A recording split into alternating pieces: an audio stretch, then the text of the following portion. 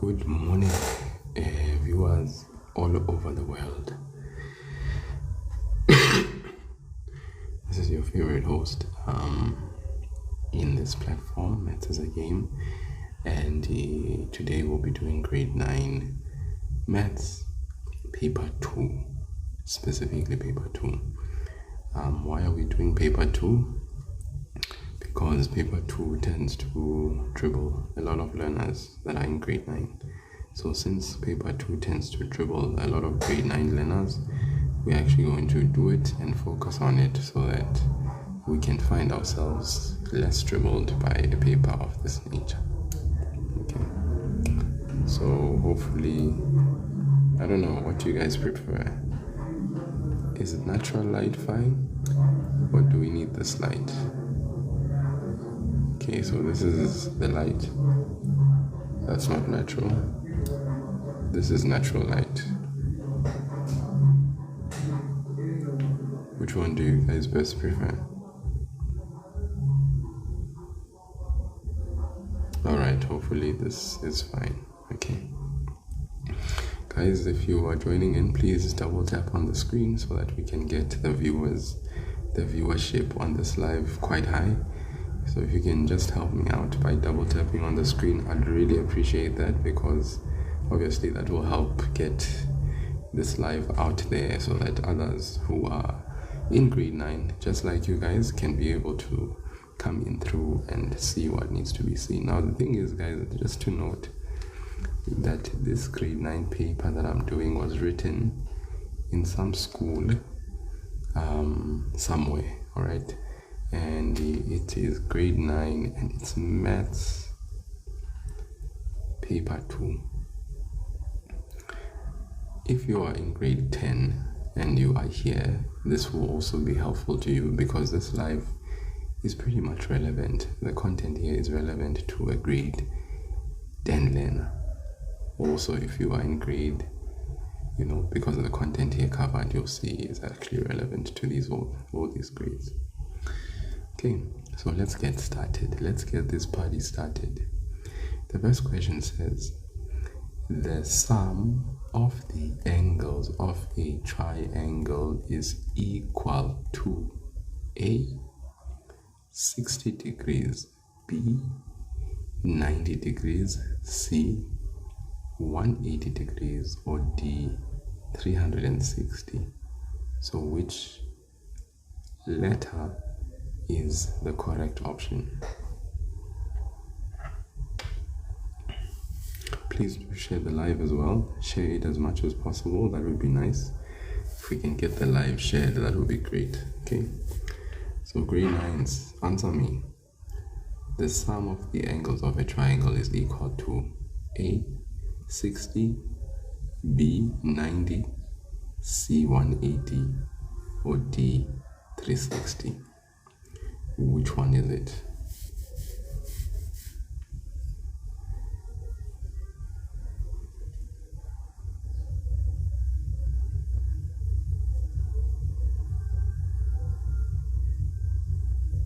One more time.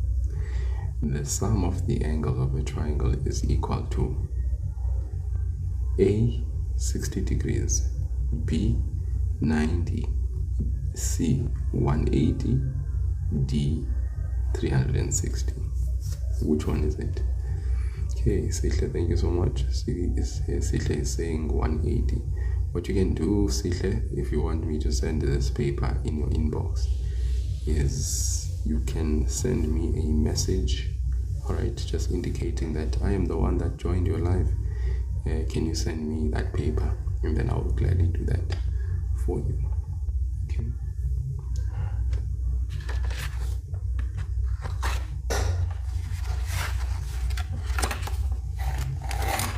Gladly. Alright guys, so the answer is 180 degrees. So let me just make sure that we have that there in there. There's our answer.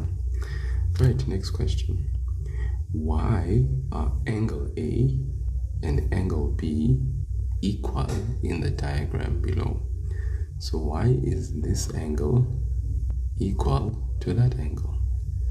Is it A, alternate angles, Okay, and I wish to add in this diagram the notion of parallel lines so that the reason that you choose is complete.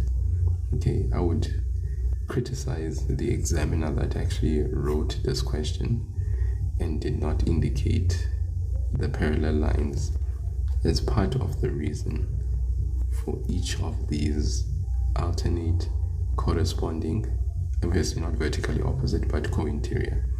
So why are angle A and B equal in the diagram below? Is it A, alternate angles, B, corresponding angles, C, vertically opposite angles, or D, co-interior? So which one is it?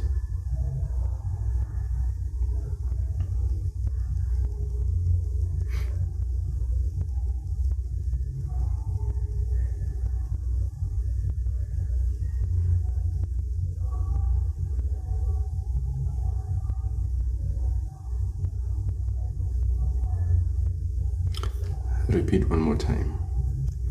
Why are angle A and angle B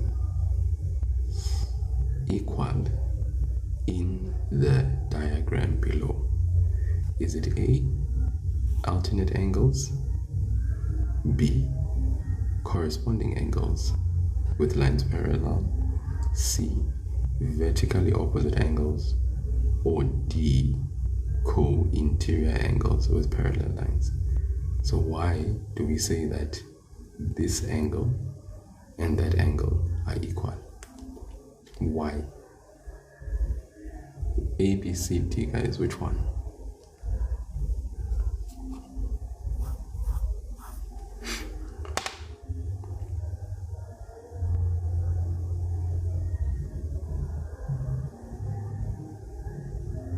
Wow. Okay, so obviously the answer here is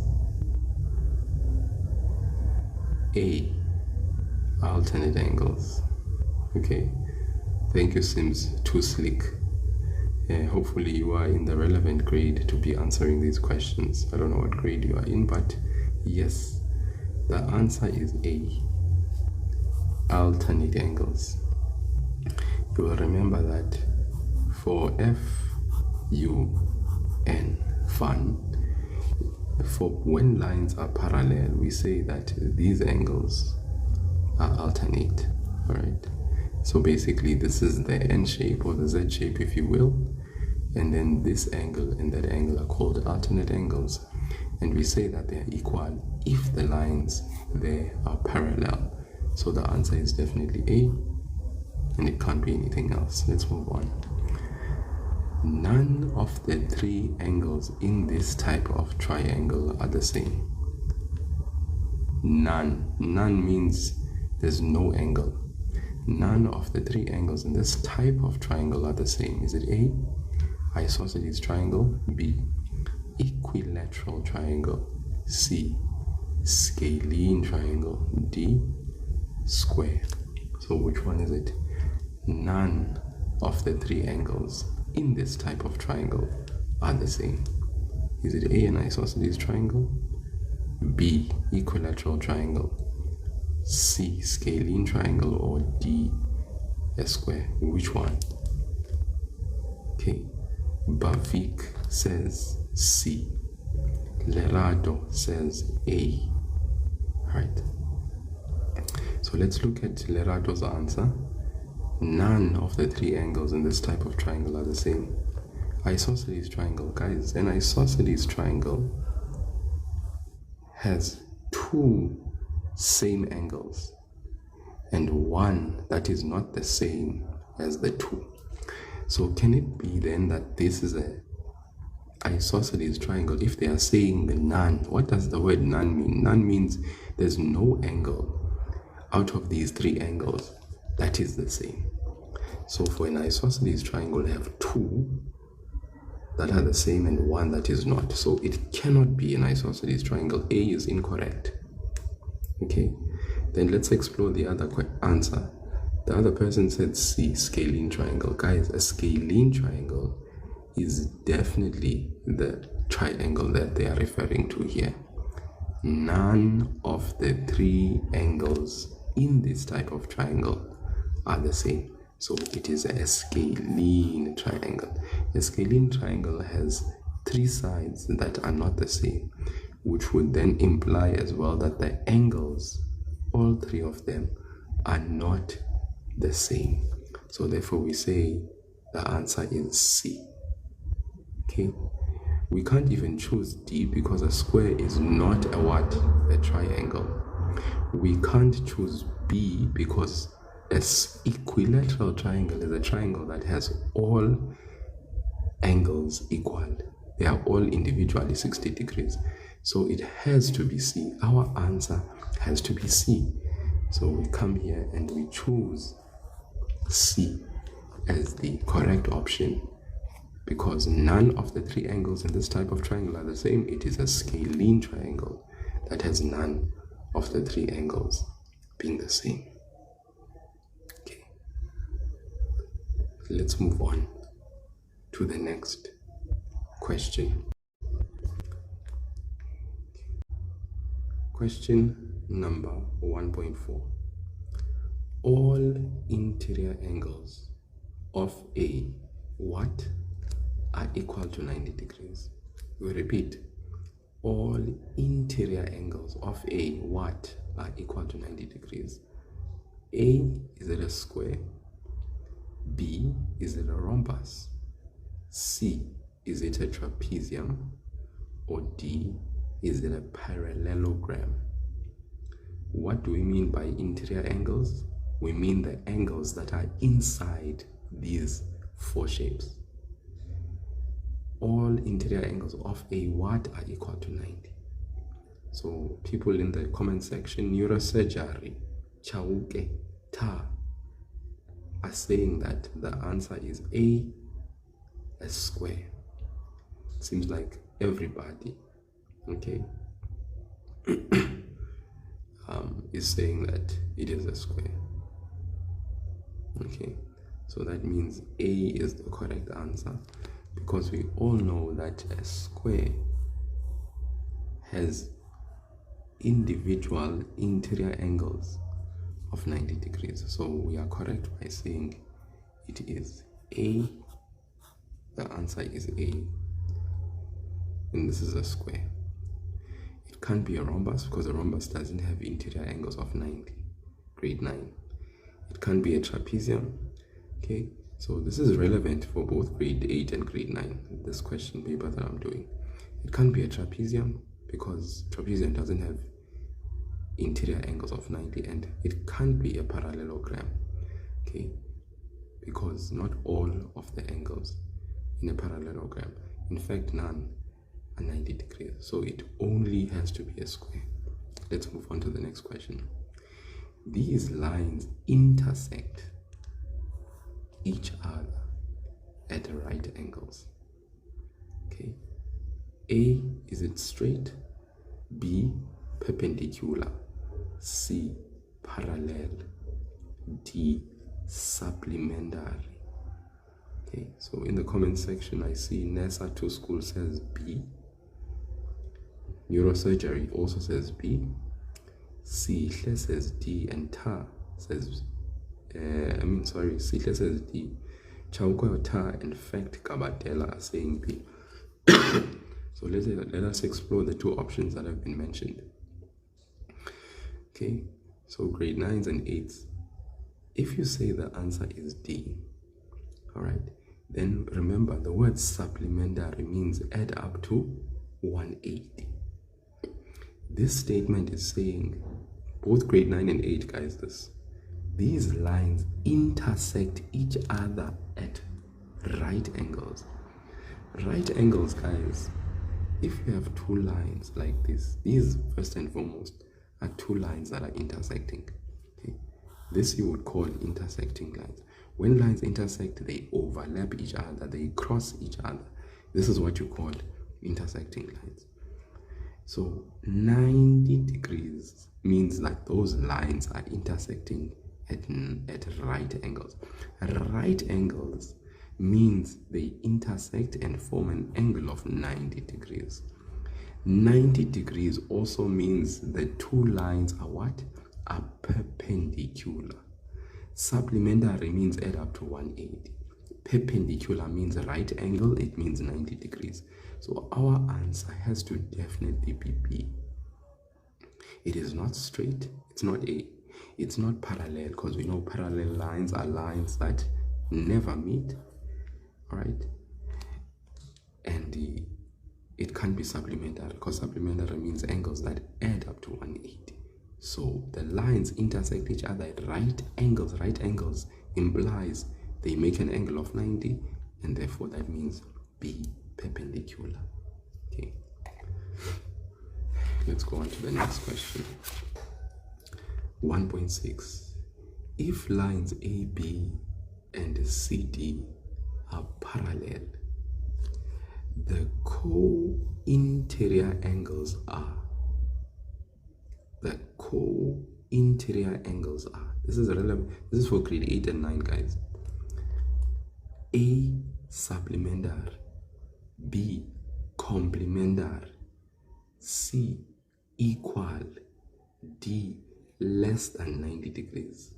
Grade 8 and 9, guys. Grade 8 and 9. So if you're in grade 8 and 9 doing maths, you are in the right place. Relevant for both grades.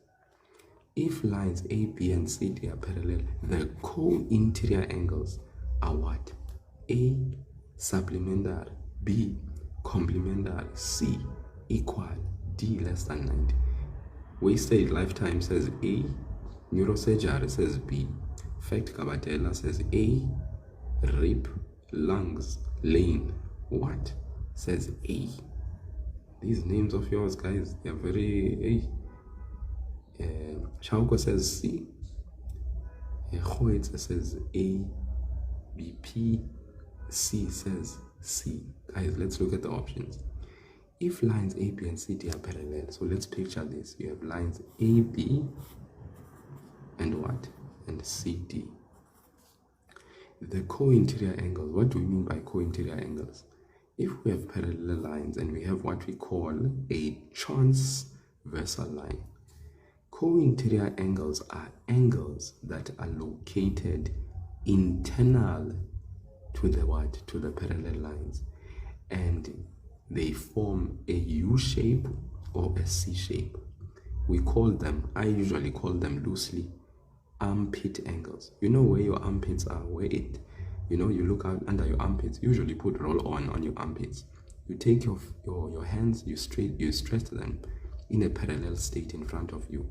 This is where your armpits are. So they form a U shape. These two angles, we say that these two angles, they what? They add up to 180 degrees. So if lines A, B, and C, D are parallel, as you see here, the co-interior angles are what? Are they A supplementary, B complementary? Are they equal or less than 90? What does less than 90 mean? It means that these two angles, they are less than 90 degrees. It can't be. C, equal. Are these two angles that are co-interior? Are they equal? No, guys. Co-interior angles that form a U shape, these angles that are between parallel lines, we say that these angles are what? They are not equal. No, they are not. Are they B complementary? What does the word complementary mean? The word complementary means add up to what? 90 degrees. So do those two angles here add up to 90? No, guys, they don't. Okay, so they are not less than 90. That's wrong. They are not equal. That's wrong. They are not complementary. They don't add up to 90. So as Luande, okay, Glasimpi, Luentle, Bubbles, T-arms, wasted lifetime, said the answer is what? It is A, supplementary. Because co-interior angles where lines are parallel are supplementary. In other words, what do you mean by supplementary? They add up to 180 degrees. That's what supplementary means. Okay, I hope we could. Let's move on to number 1.7. The complement of 23 degrees. The complement of 23 degrees would be, okay, let's turn over the page. Remember, the complement of 23 degrees would be A 67, B 90, C. Remember they said the what? The complement of what? Of 23 degrees. What is the complement of 23 degrees? Is it A 67, B 90, C 50, D 70? Khoitsimolef says A. What do the rest of you say? Fact Kabadela also says A. Can you please explain how you get the complement of a number? Very good. We'll explain very short. You wasted lifetime. Chauke says A, B. Bubble says A. Rape says B. Brad says A. Ngosi Junior says A. Naledi Aisuka up you went on says D. And Iloande, can you explain the question? Listen, guys. What do they mean by the complement? The word complement means, or let me say, the word complement comes from the word complementary. What does the word complementary mean? The word complementary means add up to 90 degrees. When two angles add up to 90 degrees, we say they are complementary. Just like when we say supplementary, we say that the angles add up to 180. Now, they are asking us now, what is the complement of 23? Listen, if there are two angles, they add up to 90, we say that these two angles are complementary. The individual angles that do add up to 90, we call this complement A and this is complement B. So you could say this is a complement and this is another complement. So they are saying here, what is the complement of 23 degrees? If 23 is there already, the question is, who do we add to 23 to get 90?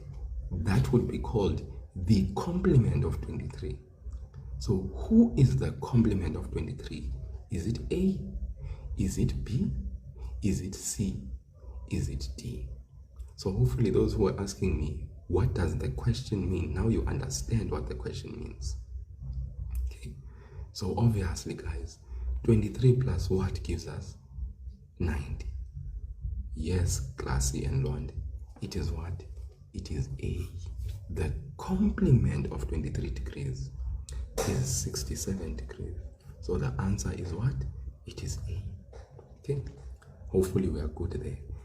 The question maybe could have been asked, what is the supplement? You see, if they ask you what is the supplement, then you go back to the word supplementary. Or supplementary means add up to 180.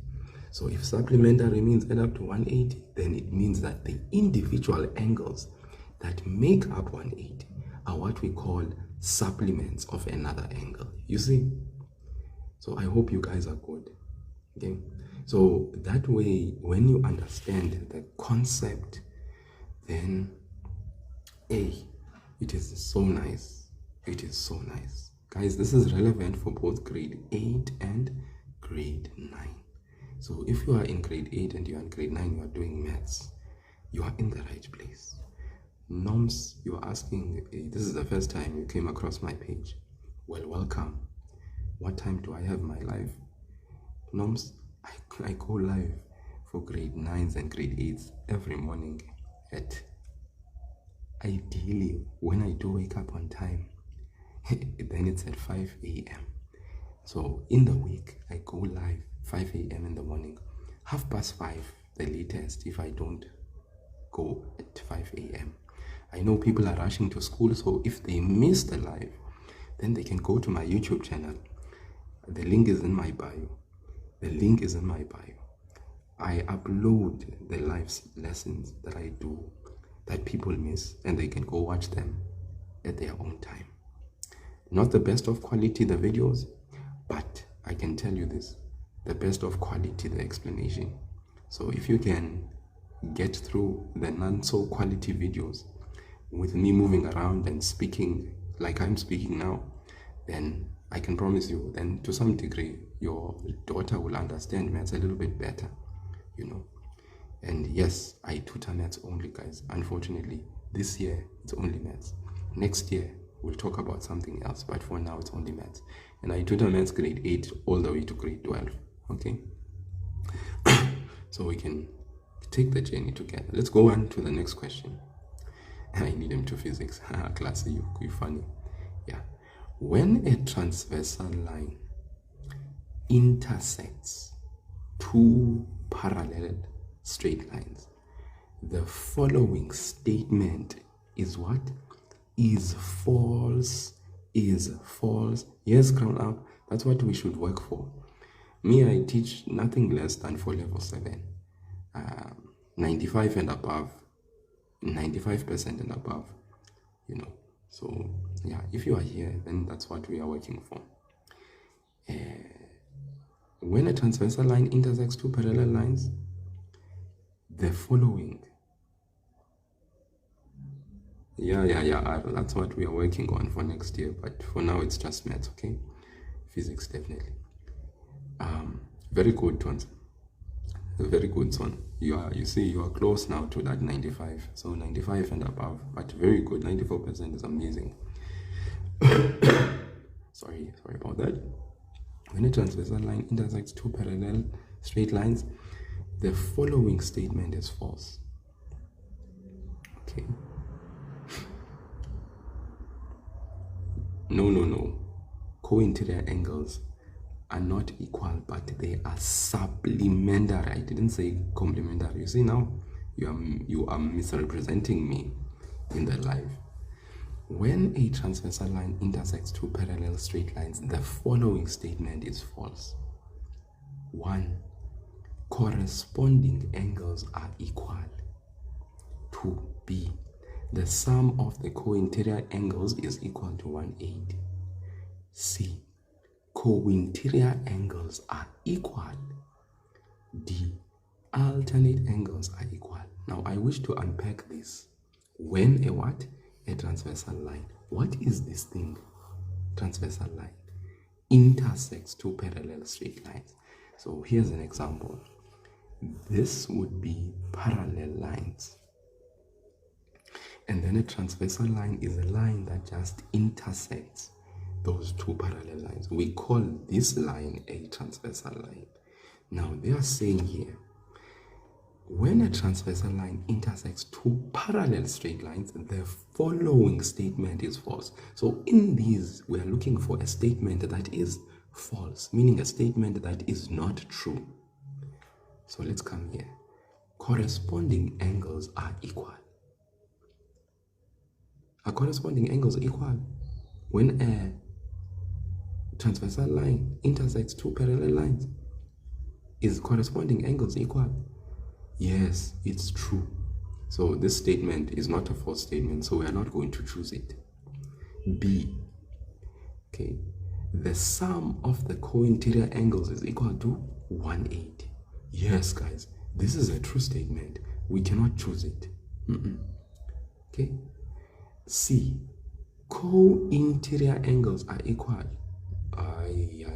This is a false statement. We want a false statement. So this one, definitely our choice. But let's just confirm, lest we have ourselves missed. D. Alternate angles are equal. This is a true statement. So it has to be, the answer is what? It is C. Okay. Guys, just a reminder again, what do we mean by corresponding angles?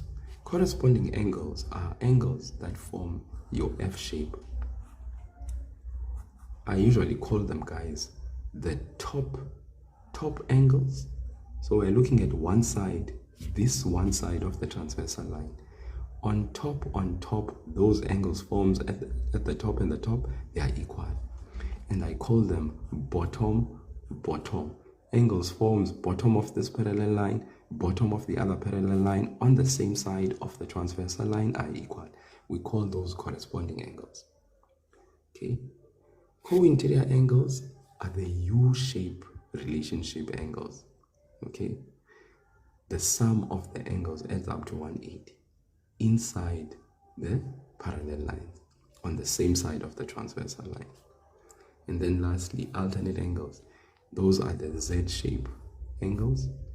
This angle would be equal to that one, and at the same time, the other Z, this angle would be equal to that one.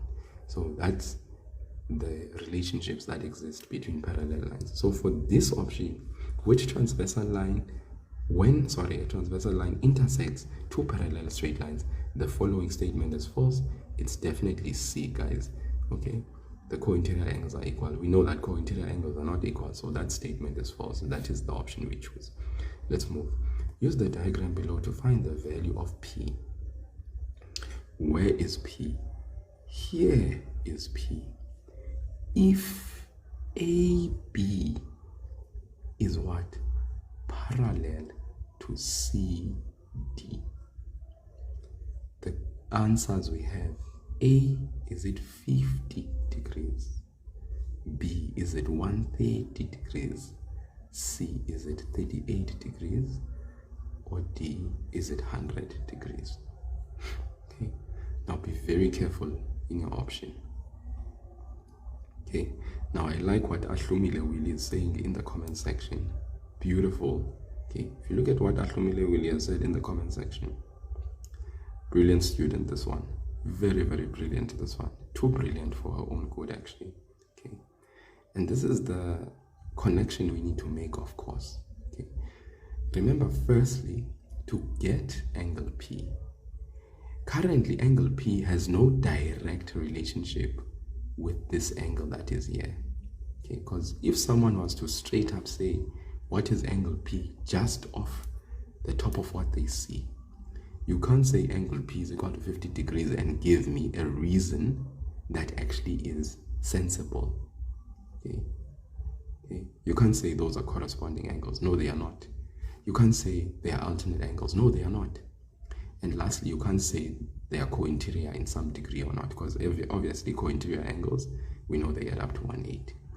So firstly, like Ahlumile Willie said, you make the connection between what is connection based.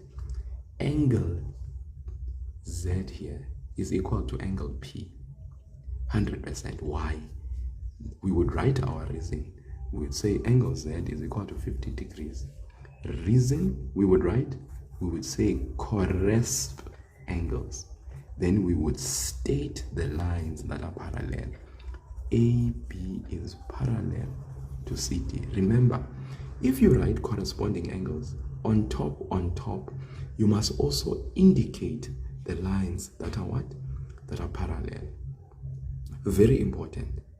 So now we can update our diagram and say that is 50 degrees because we found what Z is. We know it's 50 degrees. If we look at these parallel lines, that's the F-shape relationship on top of this parallel line, on top of that parallel line. Okay, so that's 50. There's my reason. There's my parallel lines. We can't just write corresponding angles alone, guys. We must write corresponding angles in short and then state the lines that are parallel. That's a complete reason. Then we get 50, we update our diagram. Then we can now conclude and say P is equal to Z, which is equal to the 50 that we've just got. What is the reason? Vertically opposite angles are equal. Okay, I hope that makes sense. Crown up, it would benefit you a lot. I know you're in bed, but it would benefit you a lot for your own, for your own sake. So then we can conclude, guys, what is the angle? of P, we have actually worked it out. We know that P is equal to what? 50 degrees. So the answer that we are supposed to choose or select is definitely A. We would select our option A. Let's move on to the next one. This is for both grade 8 and 9, guys. The sum of quadrilateral angles equal to the sum of quadrilateral angles. What do we mean by sum? Sum means the addition, the total, the summation of what? Of angles. Of a what? Of a quadrilateral. What is a quadrilateral? Quad means 4. Lateral means line. Quadrilateral is a 4-sided shape. So we are asking, what is the sum of the angles for a 4-sided shape? Is it 90? Is it A? Is it B, 360? C, 120? D, 180? Seems like we have a shared consensus in the large majority. I see a lot of B's being written. Okay, let's see. I think I saw another letter that's very funny. Did I? Or was I mistaken? Okay, it seems like everybody is saying B. Very good. You guys are 100% correct. We know that the sum of angles of a quadrilateral is actually equal to what? 360 degrees. Very true. Thank you so much, guys. You guys are 100% correct. It is not A.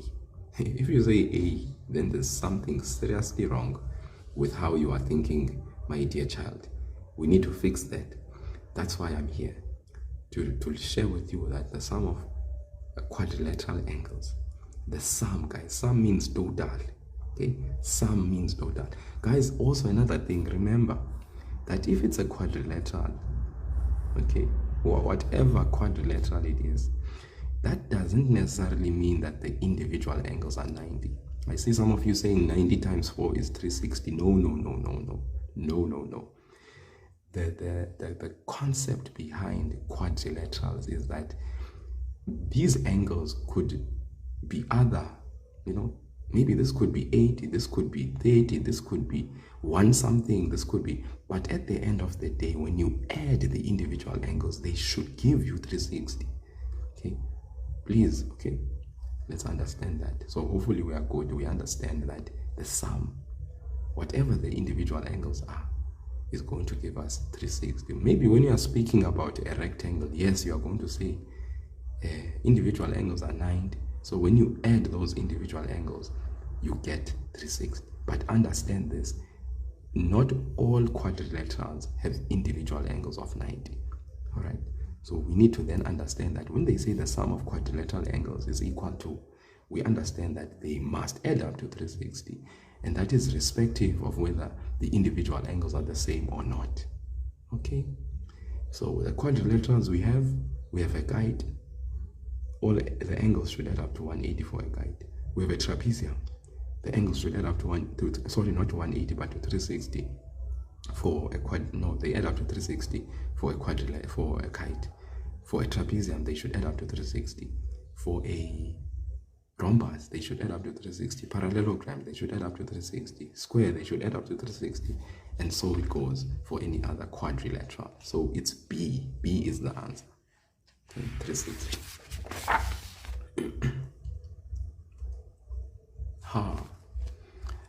Multiple choice, 10 questions are done. Okay. Even if you missed on the first ones, like I said, guys, I have a YouTube channel. The link is in my bio. The link is Maths is a Game. You may find that there are 2 links in my bio, a WhatsApp channel and a YouTube one, but you go to the YouTube one, you copy the link, go paste it on your Google search engine, you press search, then you should go to the channel, subscribe. The profile picture of the channel has a white background with Maths is a Game inscribed on it, the emblem, MG, Maths is a Game. You subscribe, then when I finish the live, I will upload the video there. You can watch it. You can watch the previous videos that I've watched. You can go to my playlist, my GEC playlist for Maths paper 2022, I did GEC 2022, all of the paper. There's a playlist I have there. Very long videos of the live sessions I've done for the answering the individual questions, paper 1 and paper 2. The reason why I did GEC 2022 is because GEC 22 has both paper 1 and paper 2 in the paper. Okay, so you can always check it out, and you can actually watch or rewatch what you've missed. Also, just get through my rambling. You can fast forward, you can go as fast as you can times 2 so that you can get to the interesting places. Here we have, guys, a diagram. The question says, fill in the missing information. I will do GEC 2024. Unfortunately, not today. I will do it as I begin next week. Every morning, I will be doing sections of the GEC paper. I'll go live, guys, in the mornings, 5 a.m. If you miss it, because you are going to school, you are writing paper, you're preparing for exams, when I upload the video on my YouTube channel, you can go and rewatch whatever you missed. Okay, so we're here, guys. A, B, C, D. All right, A, B, C, D. Inbox me, sir. Inbox me. A, B, C, D. There it is, guys. You can see we have R1 angle. We've got RC. We've got angle R1. We've got angle B2. We've got angle A1. We've got angle A2. We've got angle D1, D2, D3, and D4. We've got angle C1. We've got angle C2. We've got angle C3. You people are here saying, will this come out of the paper? Guys, I don't know what's going to come out of your papers. You guys are coming from different provinces. I don't know, I have no idea. I'm just teaching you the concept so that those who are revising, they can actually have someone help them out in their revision, so that you can be empowered. That's what I'm doing here. I don't know what the paper is going to be like. If it so happens that someone in your area where you live, they decide to recycle the same paper and give it for your exam, lucky you. But if not, just know that I'm just helping. Fill in the missing information to complete the statement or reason. Okay, this is for grade 8 and 9. Angle B1, where is angle B1? There it is, here. Is equal to angle, now, BCD. What do they mean by BCD? Here is B, there is C, there is D. So they mean this entire angle. Why is angle B1 equal to angle BCD, meaning this angle? This middle letter, guys, denotes or specifies the entire angle. That's what it means. Follow the letters B, C, D, meaning this middle letter is this angle. So why is angle B1 equal to angle BCD? Okay, why? Luanda says corresponding angles. Sim says corresponding angles. Okay, I have a lot of people saying corresponding angles. Okay, so a lot of people saying corresponding angles. I see your comment. Guys, I agree, but I don't fully agree with all of you that have said corresponding angles. Okay, does that make sense? I agree, but I don't fully agree with those that said corresponding angles. There's something you guys are missing in your reason that makes it incomplete. Thank you, Poncho, for the rose. There's something you are fundamentally missing. So I agree with you. The relationship between this angle R1 and that angle is definitely corresponding. But I am sad you guys keep on missing something very important in your reason. So yes, I will write corresponding angles. All right, but I need to accompany my reason with the lines. Thank you, IC, you are the best. IC, you are the best. And in actual fact, I see Damas as well, Ashlumile as well. We are getting, okay, Ashlumile, let's be careful. Okay, if these two angles are the ones that are equal and we are saying they are corresponding, the F shape, the F is being formed by which two parallel lines? It is AB and CD. So what we then need to do is we need to also include the lines that are parallel. AB is parallel to DC. You see the order, guys? If I say AB, then I need to say DC. If I say BA, then I need to say CD. You need to say corresp angles. This is for corresponding angles for short. But then you need to accompany it with what? Lines that are parallel. I beg you, my grade 9s, get into the habit that when you are using any of these, corresponding angles, co-interior angles, alternate angles, include the lines that are parallel as part of your reasoning. Don't just write corresponding angles. If you are going to go and do grade 10 next year and do pure maths, it becomes very important. They become a bit stricter in grade 10. In grade 8 and 9, maybe they might be giving you leeway, but please, guys, in grade 10, so start getting into the habit now that when you are identifying corresponding angles, you write parallel lines as part of strengthening the reason why you are saying those angles are equal. I hope that makes sense. 2.1.2, angle A1 plus angle A2 plus angle B2. This angle A1 plus this angle A2 plus this angle B2. Why in the world, or what in the world are those equal to? Angle A1 plus angle A2 plus angle B2. Fuzzy Raptor says 180. Ake Lihle says 180. Ice says 180. Ahlumile says 180. Okay, we have a few people that are saying 180. And you see the reason. Co-interior angles. Look at this, guys. You see, they include the parallel lines. Do you see how significant this is? I hope you guys are getting my point. So yes, you guys are 100% correct. It's 180 degrees. We know that co-interior angles are supplementary. In other words, they add up to 180. You couldn't have been more spot on than that. You guys are, you're on fire. You're on fire there. 2.1.3.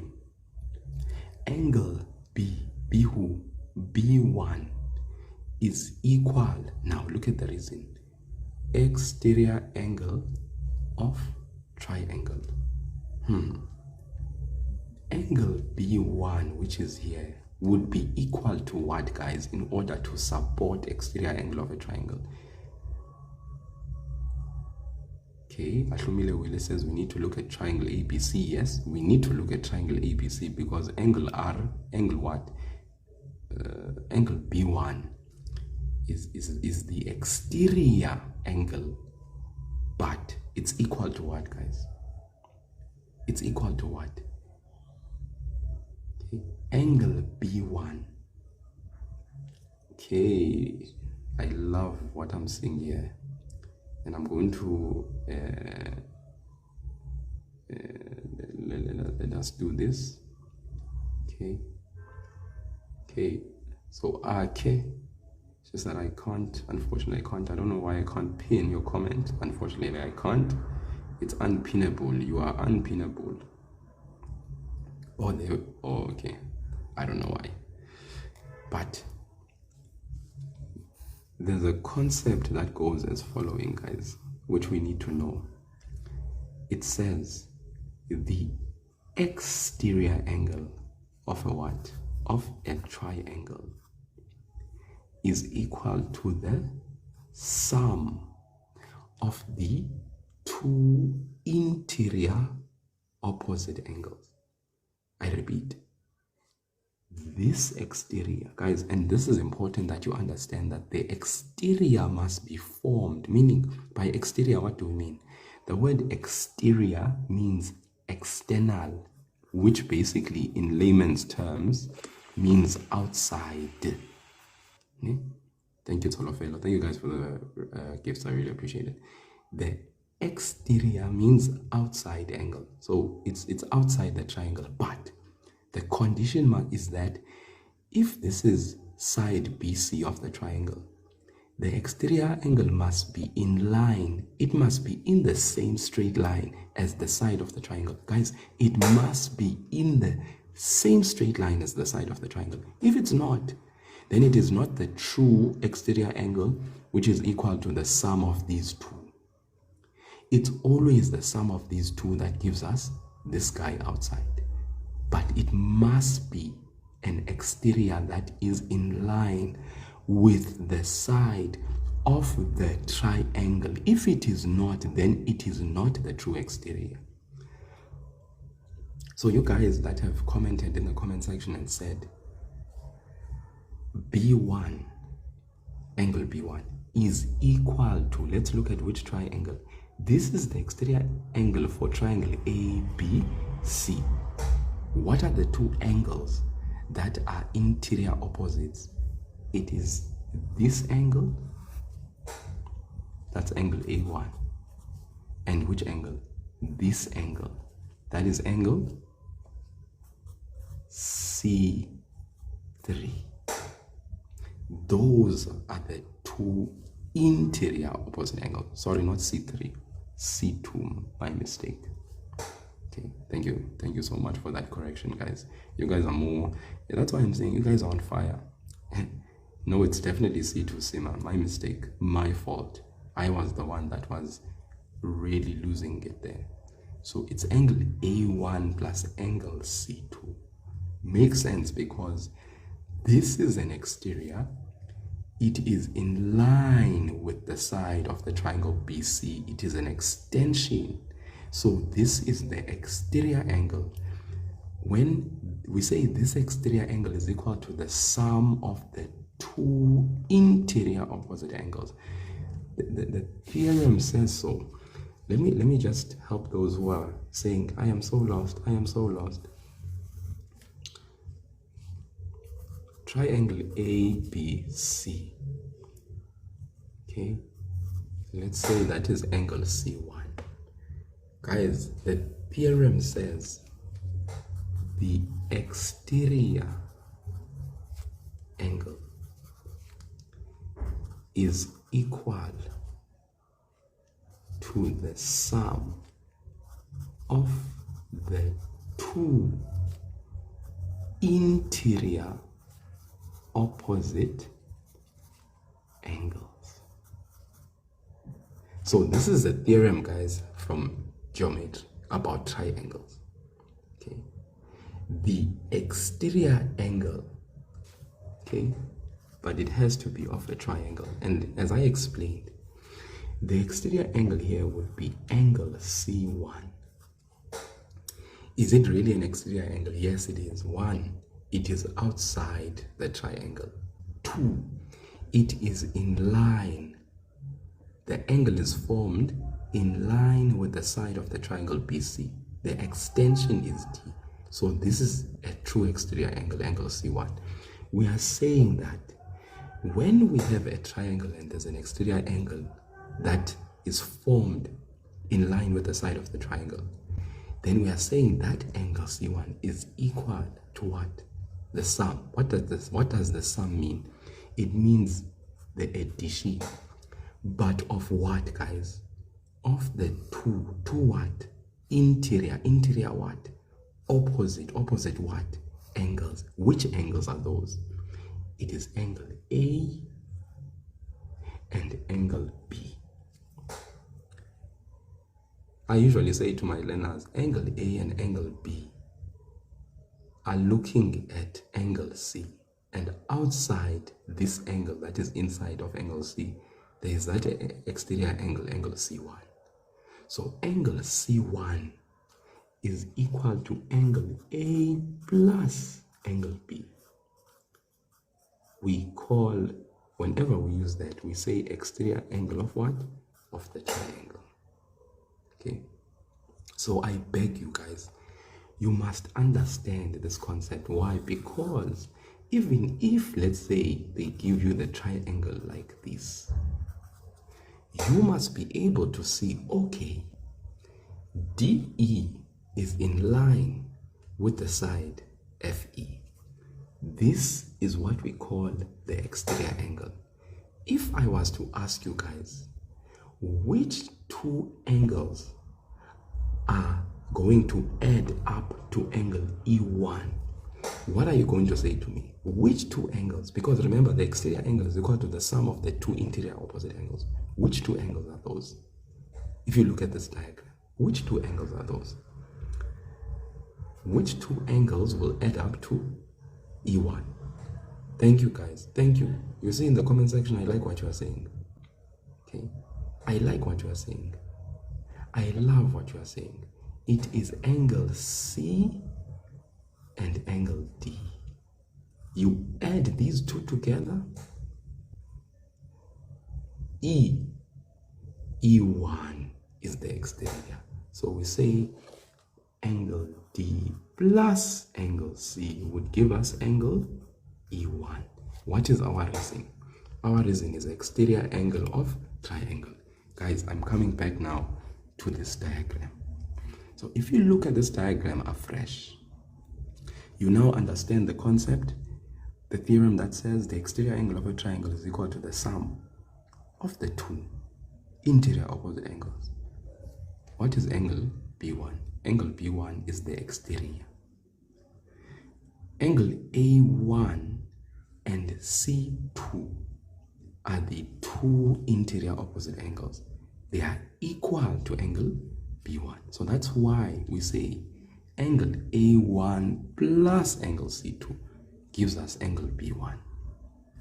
For this reason, next angle of triangle.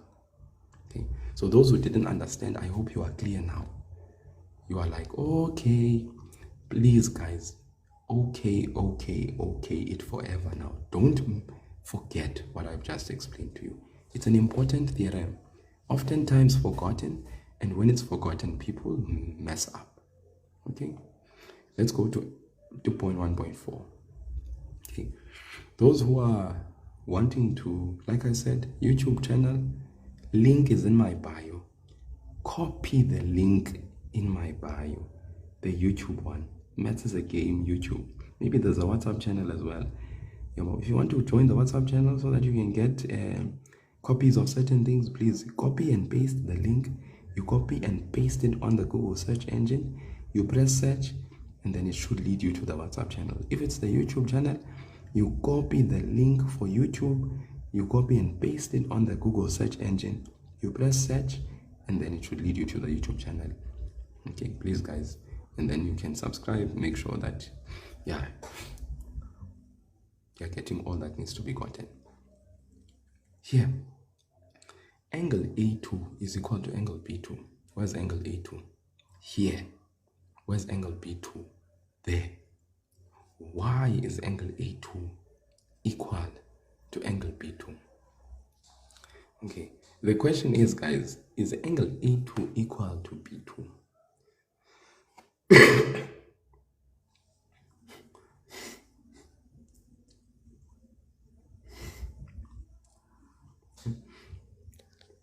Now, let me just tell you something. In this particular question, they actually made a typo. Okay, there was a slight typo here, okay, for this particular question. Okay, they fixed it at the end. They fixed it after the examination was written by the learners, but this was a typo here. Angle A2, yes, there is something wrong, very wrong. So if you know your work, you will quickly pick up that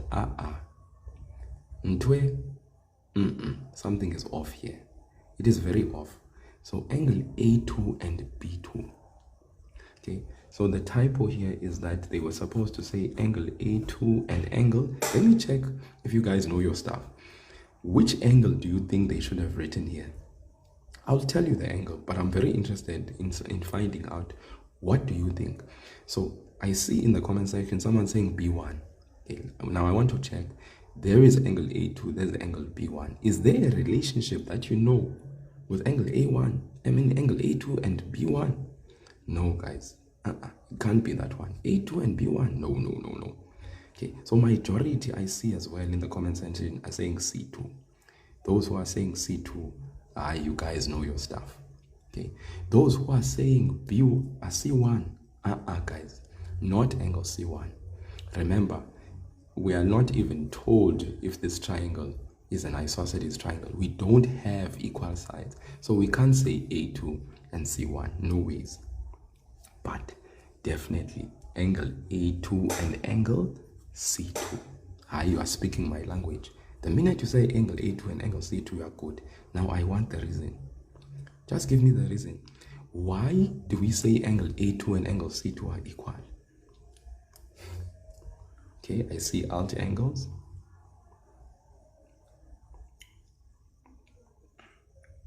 But I see. I think I see. Let us be honest. You are on fire. I don't know if this IC name is fitting for you. You are on fire. So the ice is melting. Okay, the ice is melting. All right, guys. Those who have been listening to me have heard me say over and over again, the minute you are speaking about relationships between the parallel lines, whether it be corresponding, co-interior, or alternate, guys, you need to state the what? The lines that are what? That are parallel. So if you are comparing angle what? A2 and C2, you must go and do your Z. You see, there's the Z. Which lines are parallel, guys? Which lines? Which lines? Which ones? It is AD and BC. Do you see why I said ice is on fire? It's like the ice is melting there. AD is parallel, guys, to BC. Thank you for Mezit. Thank you, Aya. Please, guys, include your lines that are parallel. For corresponding angles, include your lines are parallel. For co-interior angles, include the lines that are parallel. And for alternate angles, include your lines are parallel. For all three of your relationships that have to do with parallel lines, I beg you, if you say corresponding angles, top, bottom, include your parallel lines. Co-interior angles, please include your parallel lines. Alternate angles, please include your parallel lines. I beg you. 2.1.5. Angle D2 is equal to angle D4. Why, my good people? Why is this guy equal to that guy? For intersecting lines. Liam, I see you. Sima, I see you. Stumza, you are hurting me a little bit. Okay, you are hurting me a little bit. Your reason is incomplete, Stumza. Guys, this reason here is incomplete. Okay, yeah, you can't say opposite angles.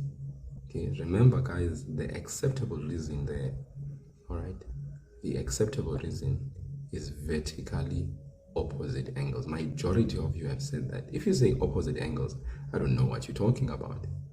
Okay, no, papi, we don't include parallel lines for vertically opposite angles. Okay, so even this one, papi claps, no, we don't include parallel lines for what?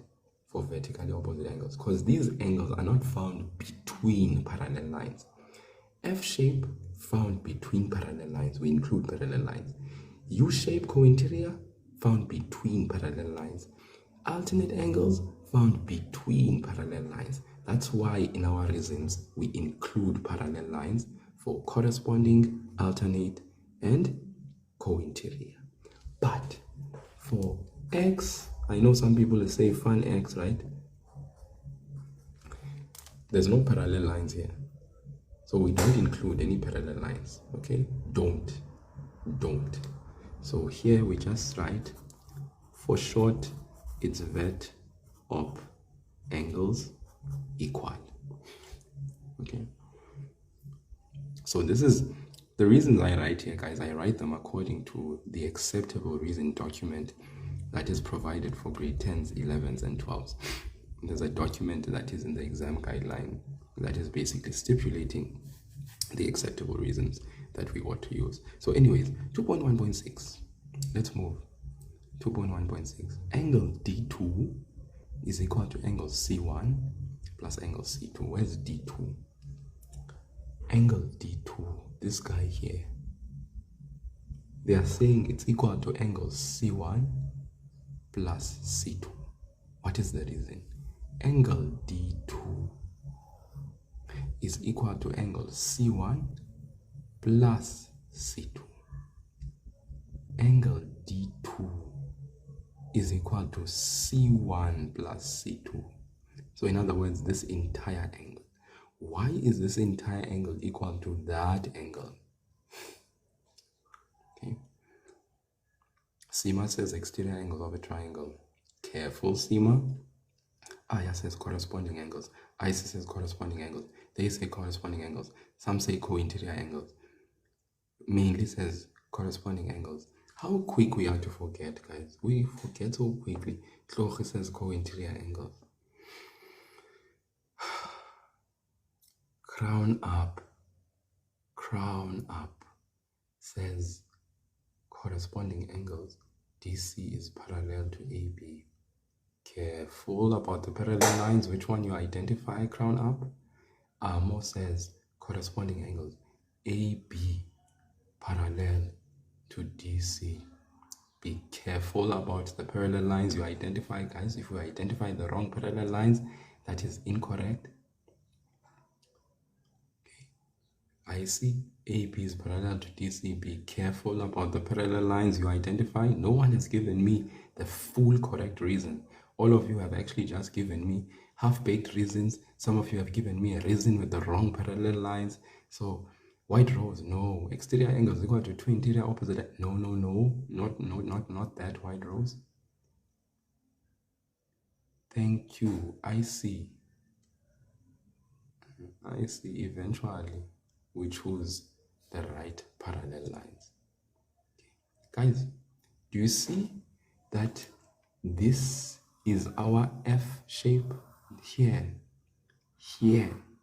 F, but it's upside down. I say that corresponding angles are on top of the one parallel line, on top of the other parallel line, on top. I call corresponding angles, guys, either on top, or you could say bottom of this parallel line.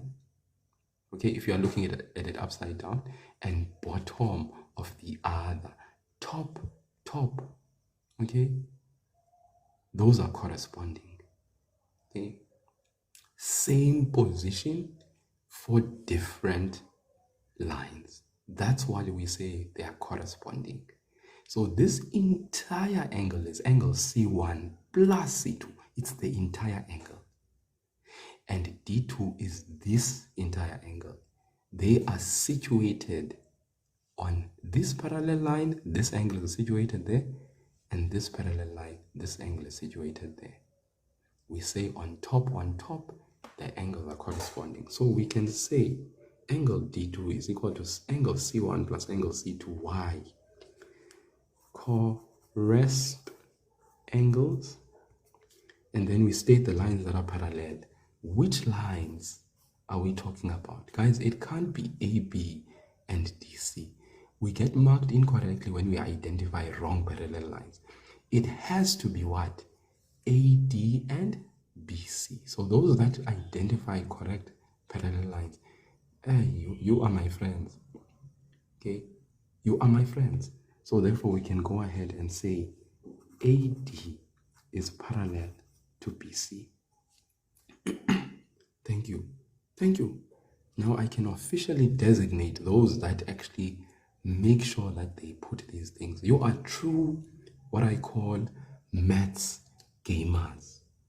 Those that are on this platform, I call them maths gamers because they know that maths is a game. We play it, we have fun with it, we pass with distinctions, we get the marks. Maths is not something that's like, it's a game. We play the game very well. We learn the rules. We learn all the rules, and then we play the game and we have fun, and we slam it. We simply slam it. 2.1.7. Angle A1 plus angle B2 plus angle C2. Let's go identify angle A1 plus angle B2 plus angle C2 is equal to what? Angle A1 plus angle B2 plus angle C2 are equal to what? And they've even given us the reason. Sum of interior angles of a triangle.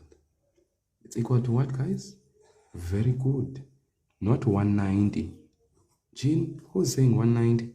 Is this someone playing around? Okay, I'm sure that was a slip up. Guys, definitely 180 degrees. Why? Sum of interior angles of a triangle. That's what they've provided as the reason there. Okay, we know that the interior angles of a triangle, they add up to 180. Okay, and what I've found in that acceptable reason document, they have 3 reasons that they call as acceptable. Angle sum, okay, in triangle, or you can say sum of angles in triangle, or you can say interior angle triangle. This is one reason you could use, another reason you could use, a third reason you could use out of these 3. So yes, you guys are 100% correct. It's 180 degrees. Let's move on. 2.1.8. Angle D2 here is equal to what? And then look at this. Alternate angles. AB parallel to DC. Where's AB? Here is AB, here is DC. So we're looking in between these 2 lines according to the reason. But what is angle D2? Where's D2? D2 is equal to what, guys? D2, these are the lines that are parallel. D2 is equal to what? Alternate angles?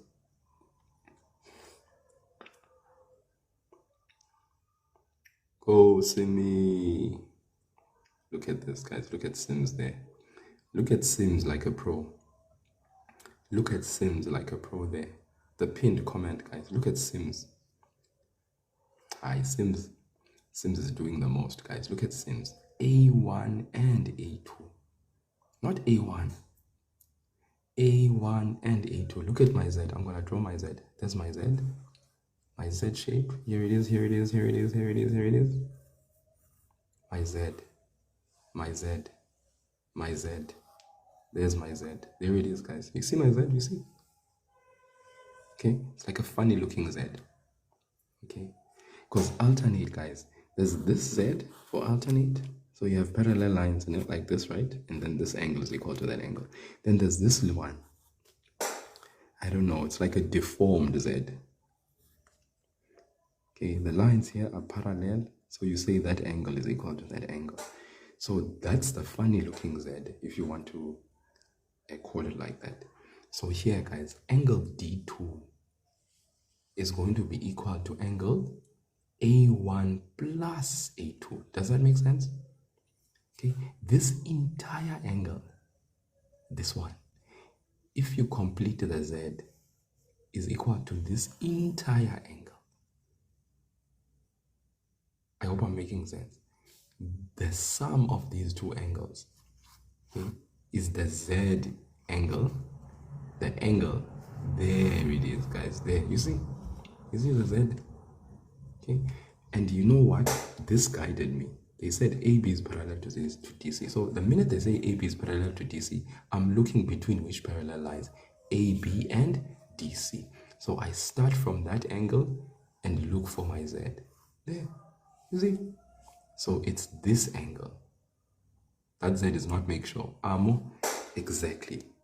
You see? That's why I'm saying it's the funny looking Z. But the question is, are there parallel lines that we can see? Yes, this line DC and this line AB. So it is not make sure, but it is make sure. Okay, Let's turn around the paper. Okay, maybe you can see it better. Please, guys, do this in geometry. Turn around your papers. Turn them around. You see? So that you can see what you ought to see. So it's this Z. You see? You see? Bye, Crown Up. It was good having you. It was really good having you guys. Some of you been really pleasant. I've been seeing your participation and presence there. Crown Up, have a good one. Okay.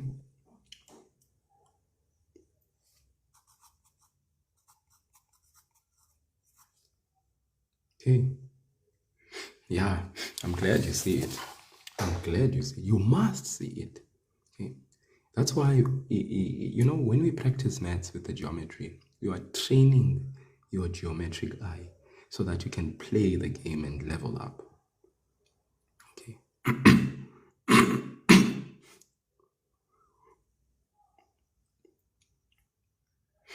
Okay. NK Goro.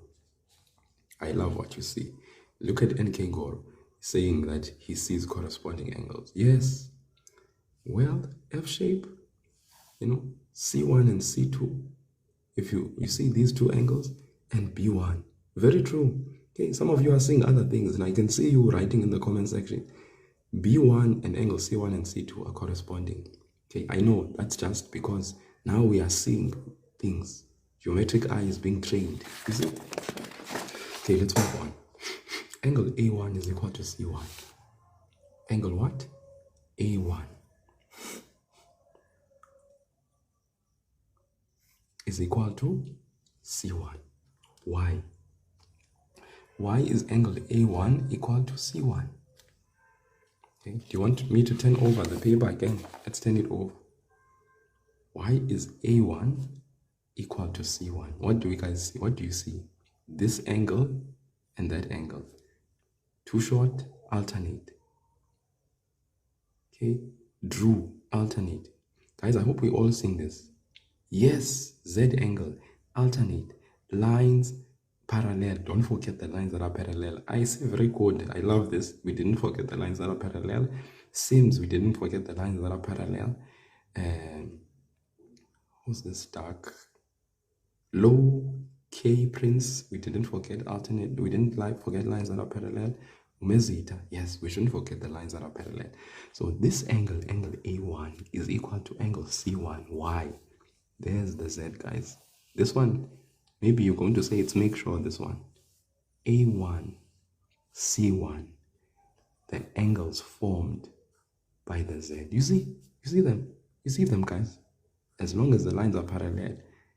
Okay, so we say alt angles, ABA is parallel to CD, or we say AB is parallel to DC. Please, the order, guys. If you say AB, then you say DC. If you say BA, then you say CD. Move in the same direction. Okay? Are we together here? Are we together?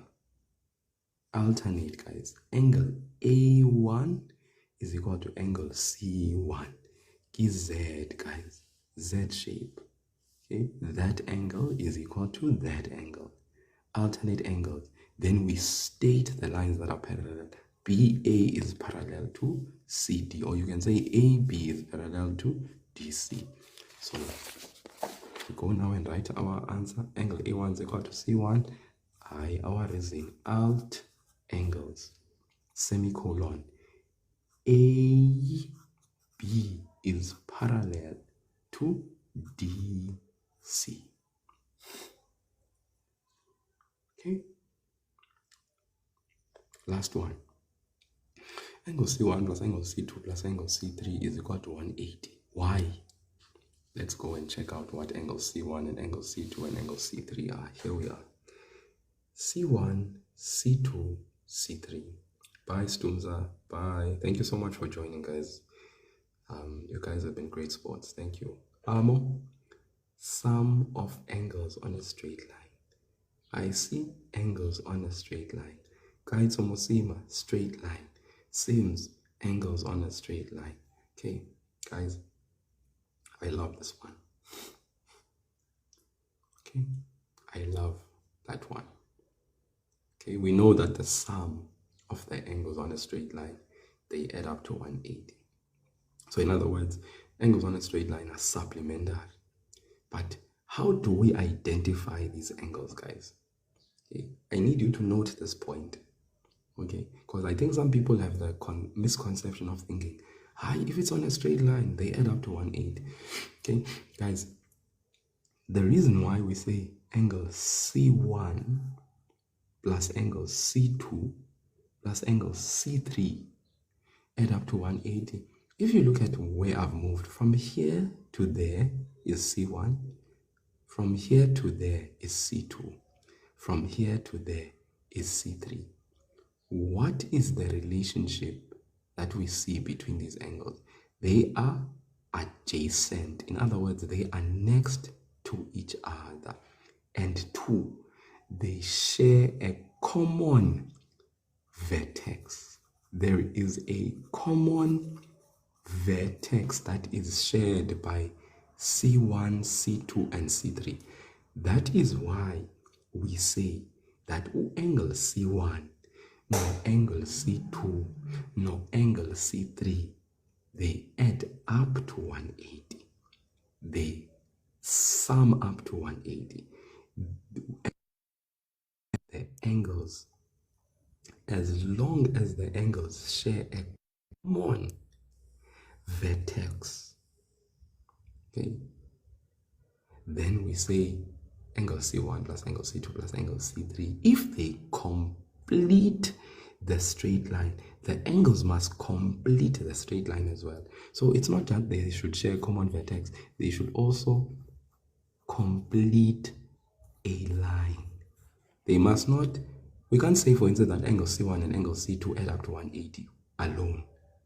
Okay, angle C1 and angle C2 don't add up to 180 alone because angle C1 and C2 don't complete a straight line. So though they share a common vertex, C1 and C2 don't complete which line? This straight line. But angle C1, C2, and C3, they share a common vertex and they complete the straight line. So we say that those angles, they what? They add up to 180. They are supplementary.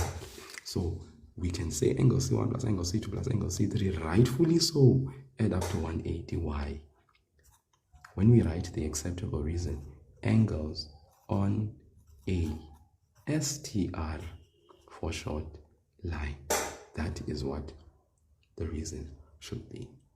Okay, guys, grade 8 and 9, do you feel a little bit more confident with the geometry? Well, you should. There's no reason why you shouldn't. You should feel an extra confidence. And please, I have emphasized certain things on purpose. So you need to internalize the things that I've emphasized. For some of you, some of the things I've emphasized are not your normal. So you need to now adopt the things I've emphasized and then incorporate them in your own mathematics so that you can be confident in grade 9 now as you write paper 2, but confident when you go to grade 10 when you have to do geometry there. Okay. Next question.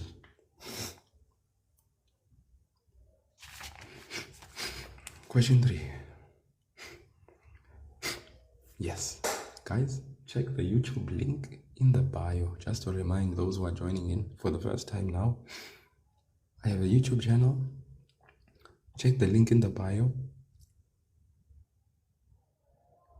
It's also called Maths is a Game. Copy and paste the link. If you can't, just click on the link and it sends you to the YouTube channel. If you can't through TikTok, just copy and paste.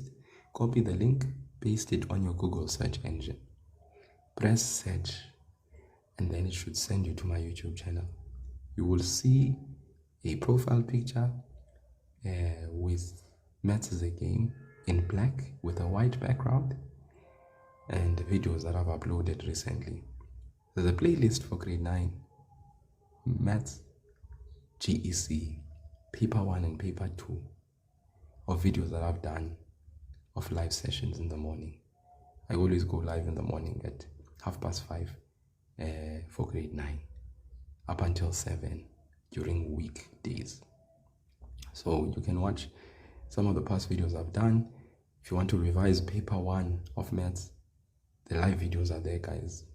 They are lengthy, but if you can take the time, maybe you watch a section of the videos one day and then another one on another day, depending on when you write, you should be able to build up to when you write your papers at school.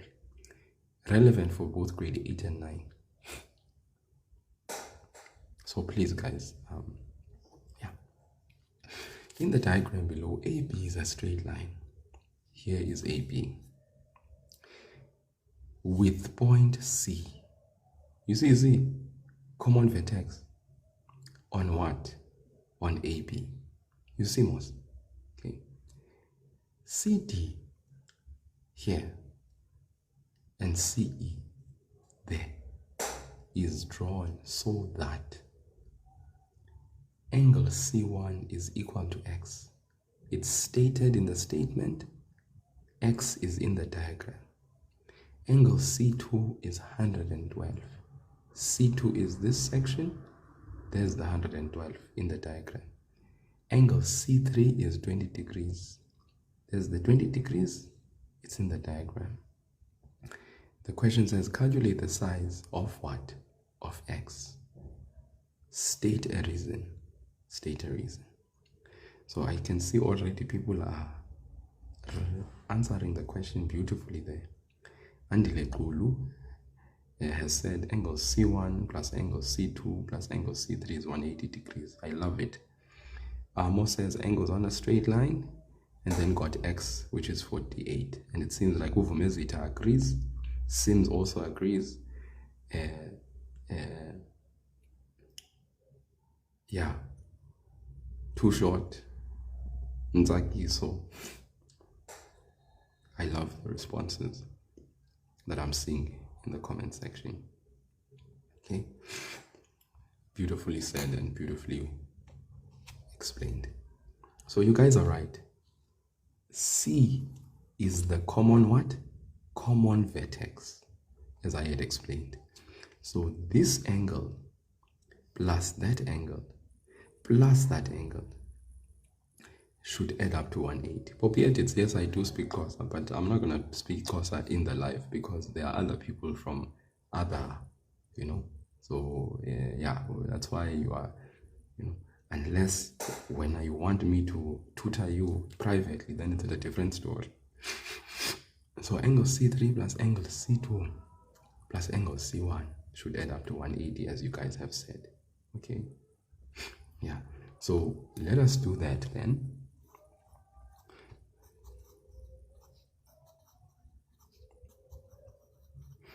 Just to write this thing formally. Why would we say angles on a straight line? Now, some of you maybe would not do this, but you would directly, substitute. Okay? You would directly substitute these angles and equate to 180. Until you send me a message on the side, I'll tell you when I do grade 11. Yeah, just private message, not here. Angle C3 plus angle C2 plus angle C1 is 180. Or you could just say 20 plus 112 plus X is equal to 180. That's fine if you do the direct substitution. Make sense? Poppy edits, can you focus on the lesson? Can we forget about whether you know me or not? So if we go ahead now, angle C1, X C2 plus 112 degrees plus 20 degrees is equal to 180 degrees. Then we can solve for X from here. So that means X is equal to 180 degrees minus 20 minus 112. And then, as you guys have rightfully said, and I think you guys calculated this and you got the actual answer, that means X is equal to what, guys? I think the answer was written above. X is equal to, is it 48 that you guys got, right? 48 degrees. Beautifully said. How many marks? 3 marks. What for?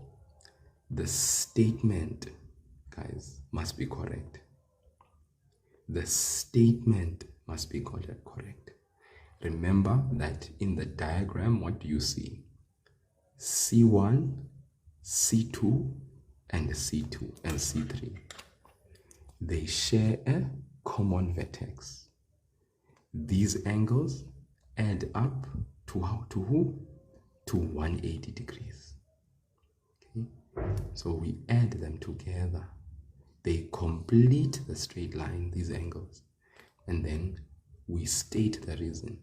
So the 1 mark would be for the statement, substituting into the right statement with the reason. Full reason, guys. If you don't write the reason, then it's a problem. Then a final mark for the answer because of simplifying and the answer. So that's where you get your 3 marks from. Hope that makes sense. Okay. Next question.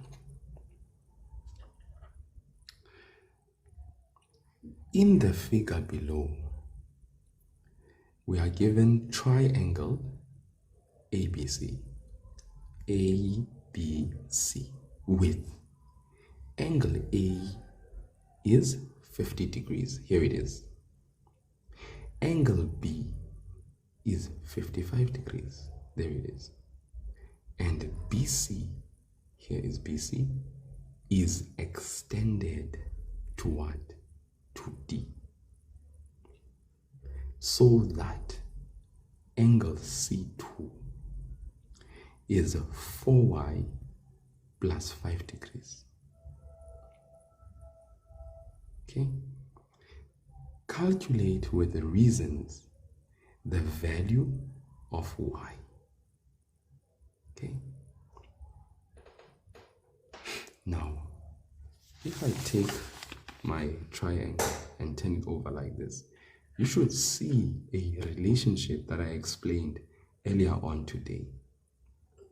What is this angle C2? What do we call this angle C2?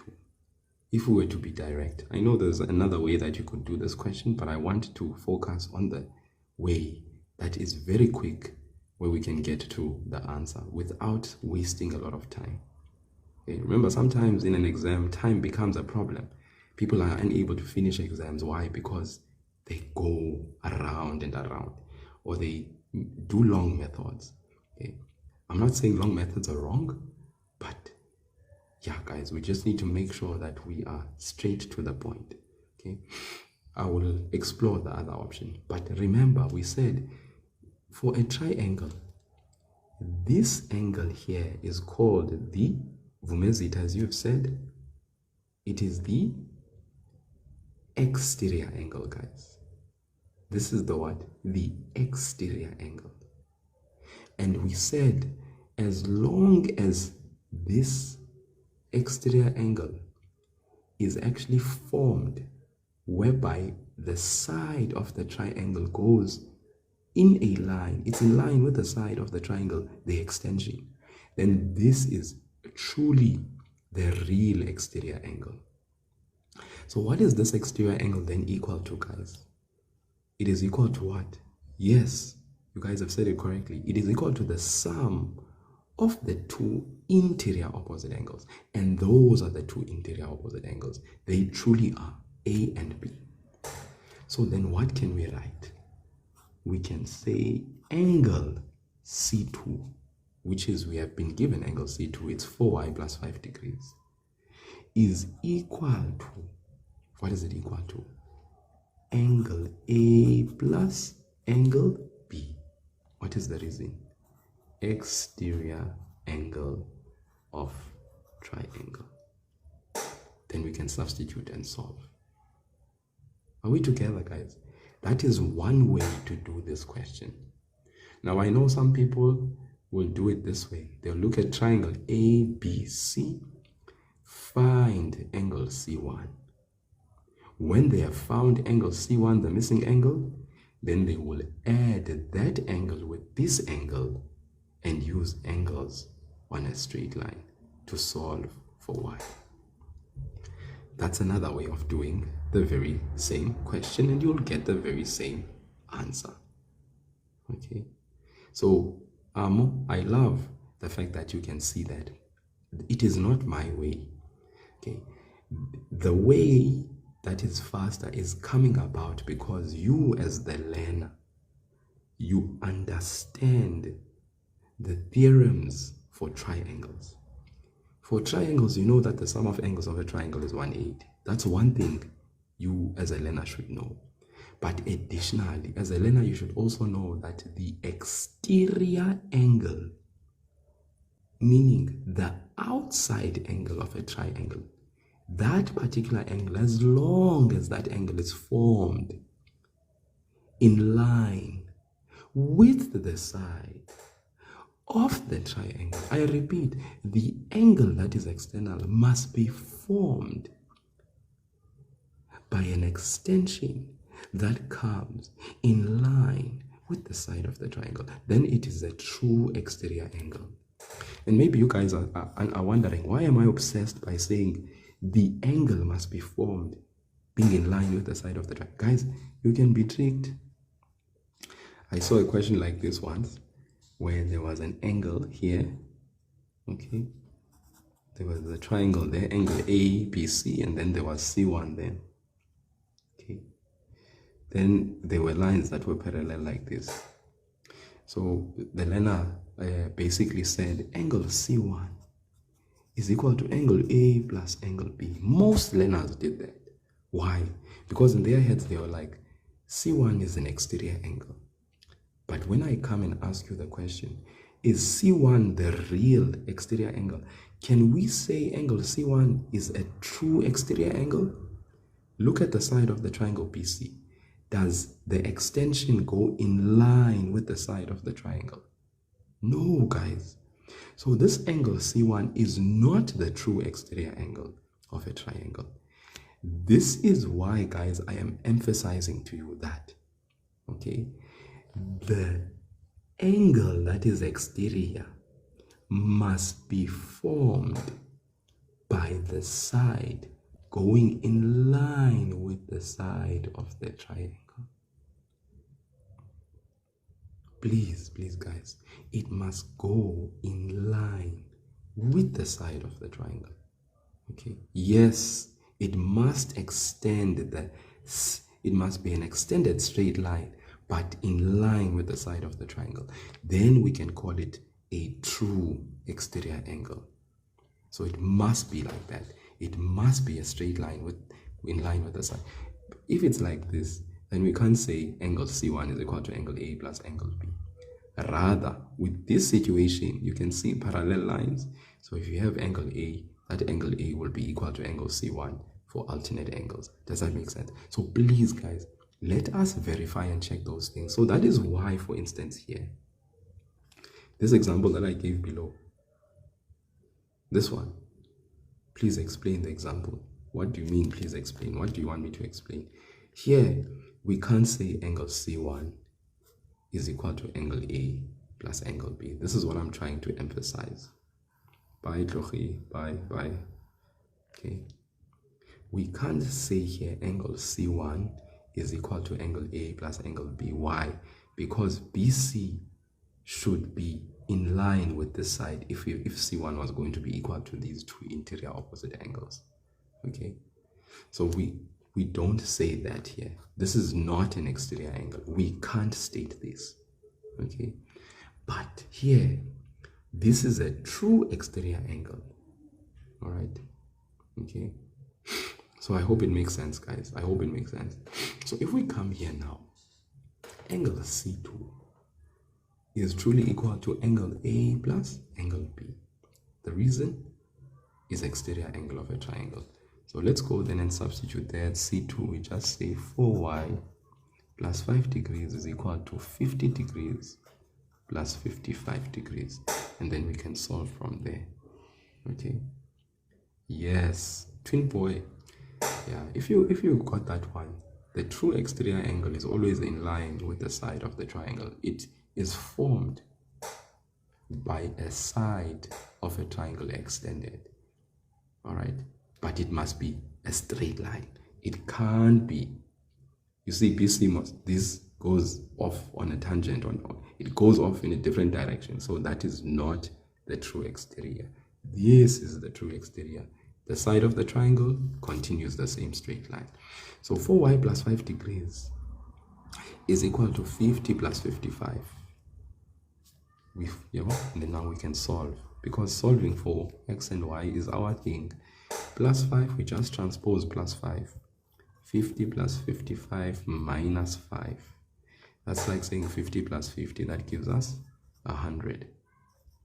Then 4y is equal to 100 degrees. Remember, when we have 4y, 4 is a coefficient of y, it is multiplied to y. So how do we get rid of this 4? We divide both sides by 4. Then we get y is equal to what? What's 100 divided by 4? It's 25 degrees. Okay. So that's one way of doing this question. Okay. Using the exterior angle. It's straight to the point, we get the answer. Those who saw the other way, where they said, in triangle ABC, some of you are going to do that most. You're going to say in triangle ABC, you are going to calculate angle C1. You're going to say angle C1 plus angle B. Yes, you're going to do the SA plus angle A. Yes, I do that, guys. I post the live in the YouTube channel, guys.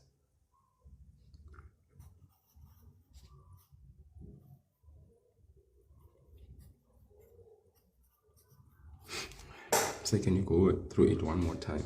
So you want me to go through this one more time? This way of doing it, okay? Listen, I am saying, we've been told that this is triangle ABC. Angle A is 50, angle B is 55, and then of course, outside this triangle, there's this exterior angle, which is 4y plus 5 degrees. It's angle C2. Now they want us to find the value of y. So I said to the learners, what can we see in the diagram? We can see that the 4y plus 5, the expression of the angle, this angle C2 is in terms of y. It's 4y plus 5. It's an angle that is in terms of y. Okay? So 4y plus 5 degrees as the exterior angle. Okay? We say that the exterior angle of a triangle. Why do we say this is the exterior angle? It's because if we look at BC, BC is extended in the same line to D. Therefore, this angle C2 is what we call a what? An exterior angle. What do we know about the exterior angle, the outside angle, the angle on the outside of the triangle? What do we know about it? We know that the exterior angle of any triangle, especially one where this is the true exterior and BC is in line with CD, this exterior angle is equal to the sum, the plus of what? The two interior opposite angle, meaning 50 plus 55 added together give us this exterior angle. So we can say angle C2 is equal to angle A plus angle B. Our reasoning, exterior angle of a triangle.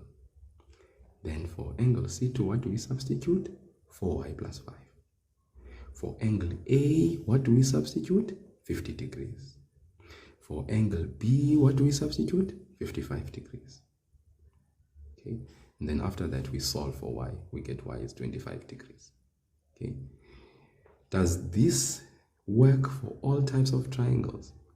Yes, it works for all types of triangles as long as I said the exterior goes in line with the side of the triangle.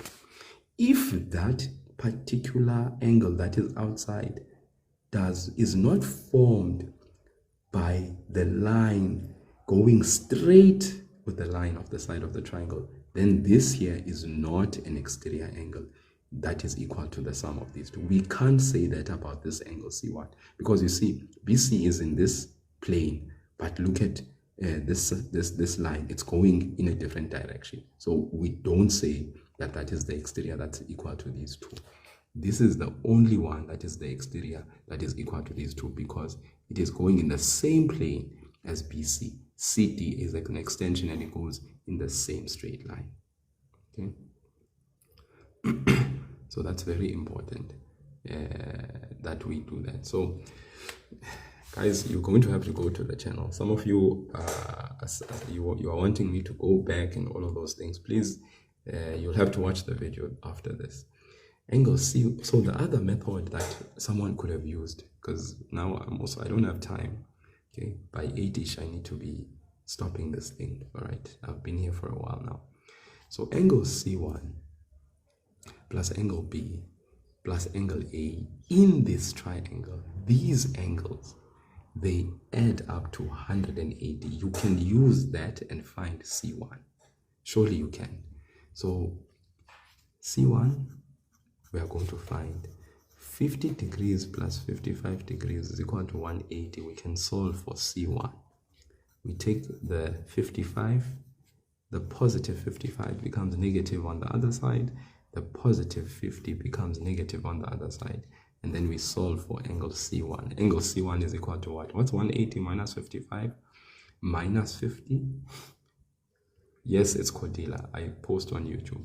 When I get done with lessons, I download and I post on YouTube. I post the entire live video. So you'll watch it from the beginning to the end in the YouTube channel. I'll try and upload it with the date for today. Okay.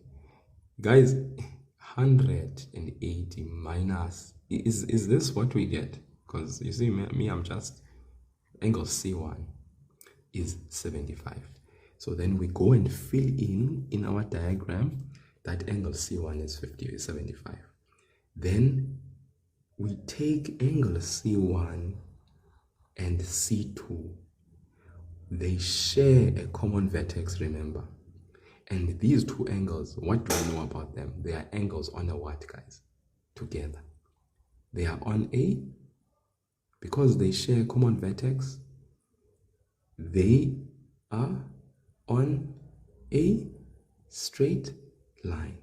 They share a common vertex and they are angles on a straight line. What do we know about angles that are next to each other, adjacent? We say adjacent, guys. Adjacent angles share a common vertex. Okay, you can't say, for instance, let me just clear up a misconception. Some learners that I teach make a mistake of saying that this angle plus this angle added together are 180. And then I ask them, why do you say so, guys? And then they say to me, sir, these angles, they are on a straight line. I'm like, what? No. The concept of angles on a straight line applies when you have adjacent, in other words, angles next to each other that share a common vertex. That share a common vertex. Then you say the two angles add up to 180 if they are on a straight line. So these are not angles around a point. These are angles on a straight line. Because look at this angle. If I start here and I move here, that is that angle. Then from here back to this line, what did these two angles complete? They completed a what? A straight line. This is like your protractor. You know a protractor, guys. It's like a protractor from 0 all the way to 180. That is why we say angles on a straight line. I need you guys to internalize this thing of angles on a straight line. They need to share a common vertex next to each other. Complete the straight line like a protractor next to each other on a straight line, sharing a common vertex. That is what we call that, guys. Okay. I hope you understand that. Okay. So that is why. So now we can take angle C1 and add it to angle C2 and say they add up to 180. We write a second reason, angles on a straight line, and then we substitute 75 degrees plus 4y plus 5 degrees. That other angle is 4y plus 5 degrees is equal to 180. Then you solve for y from here. Okay, so the 4y is isolated. When we solve for x or y, we isolate the variable term. So the variable term is 4y. We take everything else to the right hand side. 180 minus 5 minus 75. You take your calculator, you put all of this in, you will get 100. Then you are left with 4y is equal to 100. 4 and y have a relationship of multiply because 4 is the coefficient of y. 4 is multiplied to y. How do we get rid of something that's multiplied? We divide by that same thing. That gives us an answer of 25 degrees. That's how we do this, guys. Okay? This method, very long at the end of the day, because for your statement, you have a reason, you get a C1. You know, potentially some learners, they make mistakes, silly mistakes, and they mess up somewhere. But yeah, if you are accurate with your maths, you will munch this up and you will get the answer even though it is long. And remember, guys, this is all for what? For 4 marks.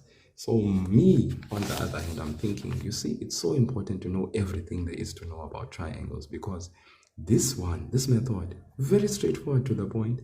You know, angle C2 is the exterior angle. This is the interior opposite angles. You add the sum of the two interior opposite angles, A plus B. You know it's equal to angle C2. You write your reason, statement and reason.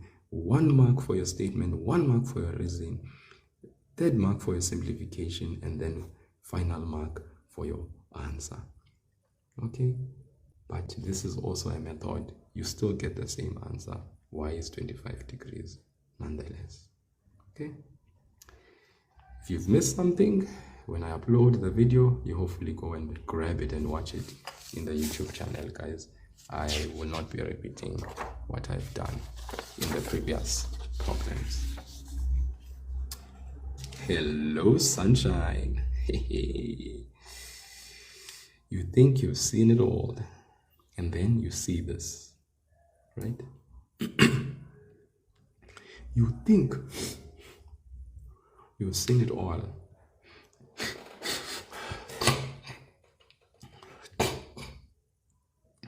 But then you see this, and it is so easy, guys. Okay, what's important here is that before you jump into answering questions, let's first analyze what is here. You will soon see that this is so easy. So let's start here. In the figure below, O is the what? The center of the circle. Now let's unpack some things here. Okay, we are not given any more information, but the diagram has the information. Angle B is 90, angle C is 50, angle OAD is 32 degrees, angle AOD is 116 degrees, and angle D, we don't know. We don't know what angle ABAC is as well. So there's a few things we don't know, but there's things that we definitely know. Guys, just something to note about a circle. We know that this AC, I want to ask you this question, because I could have asked maybe different questions from the ones that are asked below. I want to ask, this AC, seeing as though O is the center, what do we call AC? In a circle, guys, what do we call this line AC? Can someone tell me what this is called? Olwe2. We call it a diameter. Yes, guys, it's a diameter. It is not just a chord. It is a special chord. Typically, we would call a line that comes from one end of the circle to the other. We call, for instance, AD. We call this a chord, right? But AC is not a normal chord. Thank you, Zoe, for the rose. Very kind. AC is not just a chord. It is a special chord because it passes through the what? It passes through the what of the circle, guys. That line passes through the center. So seeing as though it starts from one end of the circumference to the other, we call this line a diameter. So AC, as you said, is a diameter. I even loved what somebody else said in the comment section. You see, I love people's eyes, what they see. I think, Michelle, if I'm not mistaken, you were the one that commented. And you said HYS. I want you to tell me what were you trying to say there? I think you saw something else. And I want you to speak to me. When I said what is AC, people said diameter. Some said chord. So now we know AC is a diameter. It's a special chord that we call a diameter. But you said HYS. I think you made a typing mistake. You wanted to say something though, because you see something. Please say what you wanted to say. What is AC to you? Because I love what you said. I think I know what you were trying to say. Michelle, what is AC? You were typing something there. You said HYS, but I think you were not trying to say HYS. You were trying to say something else. What is AC? Okay, besides it being a diameter, in relation to this triangle BAC, what is AC? What do we call AC for this type of triangle we have here? It was a mistake, sir. Okay, but what were you going to say? I wanted you to know what you were going to say. This type of triangle, what is it, guys? Yes, that's what I wanted you to type, Michelle. True. So this AC, yes, is the diameter, but for triangle ABC, AC is what we call a hypotenuse. Okay. Why do we know it's a hypotenuse? Because opposite 90 degrees in a right angle triangle, the side opposite 90 is called a hypotenuse. Now, some of you are probably sitting there and you're like, Guy, can't you just answer the questions that are being listed here already? Guys, if you do not have just a general understanding of things, it makes it difficult to answer questions that get asked. All right, so this is why I'm going through these things. Okay, so AC is called a diameter. I want to ask, and furthermore, in the triangle, AC is a special side of the triangle that we call a hypotenuse. And Sims, you have said it very well. The longest side of a right angle triangle is what we call a hypotenuse. It is the longest side, all right? The longest line or side. Thank you so much. Very well said. Man, I love some of you in this comment section. These are the people that I pray that 100% in maths smacks you across the face. Just smacks you across the face, you know? Yeah. Okay. Now, what else? What about OD? What do we call OD, guys? In a circle, what do we call OD? OD is called the what? Thank you, Sims. OD is called the radius. Okay. Thank you. The line from the center to the circumference. Because this circle, the distance around the circle is what we call a circumference. Okay. Yeah. And this part, A to D, you know, we call this an arc. Arc AD. Arc CD. A small portion of the circumference. We call it an arc. Arc BC. Arc AB. Line, chord AB, you know, but arc AB. Okay, so these are the things that I'm just saying we ought to know. The thing is, we have not been given the sides, right? of this triangle. So there's no ways from the information that we have we can calculate the size of this diameter. Okay, yeah, I'm just mentioning these things because I'm mentioning them so that we are aware of these things. So if you are a grade 9 learner and you are answering paper 2, these are things you need to know. Grade 10, grade 11, grade 12, it's a must. I mean, there's no ways that what I've said here for a grade 11 and 12 and a 10 learner, you must not know these things. Okay, yeah. Remember, all the way to 2 pi r, that is basically when we want to calculate the distance around the circle. Remember, the distance around the circle is what we call the circumference. Then obviously the formula to use to calculate the circumference of the circle, you have said it correctly, the perimeter of the circle is 2 times pi times r. What about the area of the circle? It's pi r squared. Okay, but of course we wouldn't be able to find all of these things because we haven't been given the length of the radius, so we don't know. We have been given the diameter and all of these things. But just something to note is that we are learning here. We are empowering ourselves. Okay, we are just empowering ourselves with knowledge so that in the event there's things that are asked, we are capable of answering those things. Let's come now here. Calculate the size of CAB. Now, the middle letter I said to you denotes the angle we want.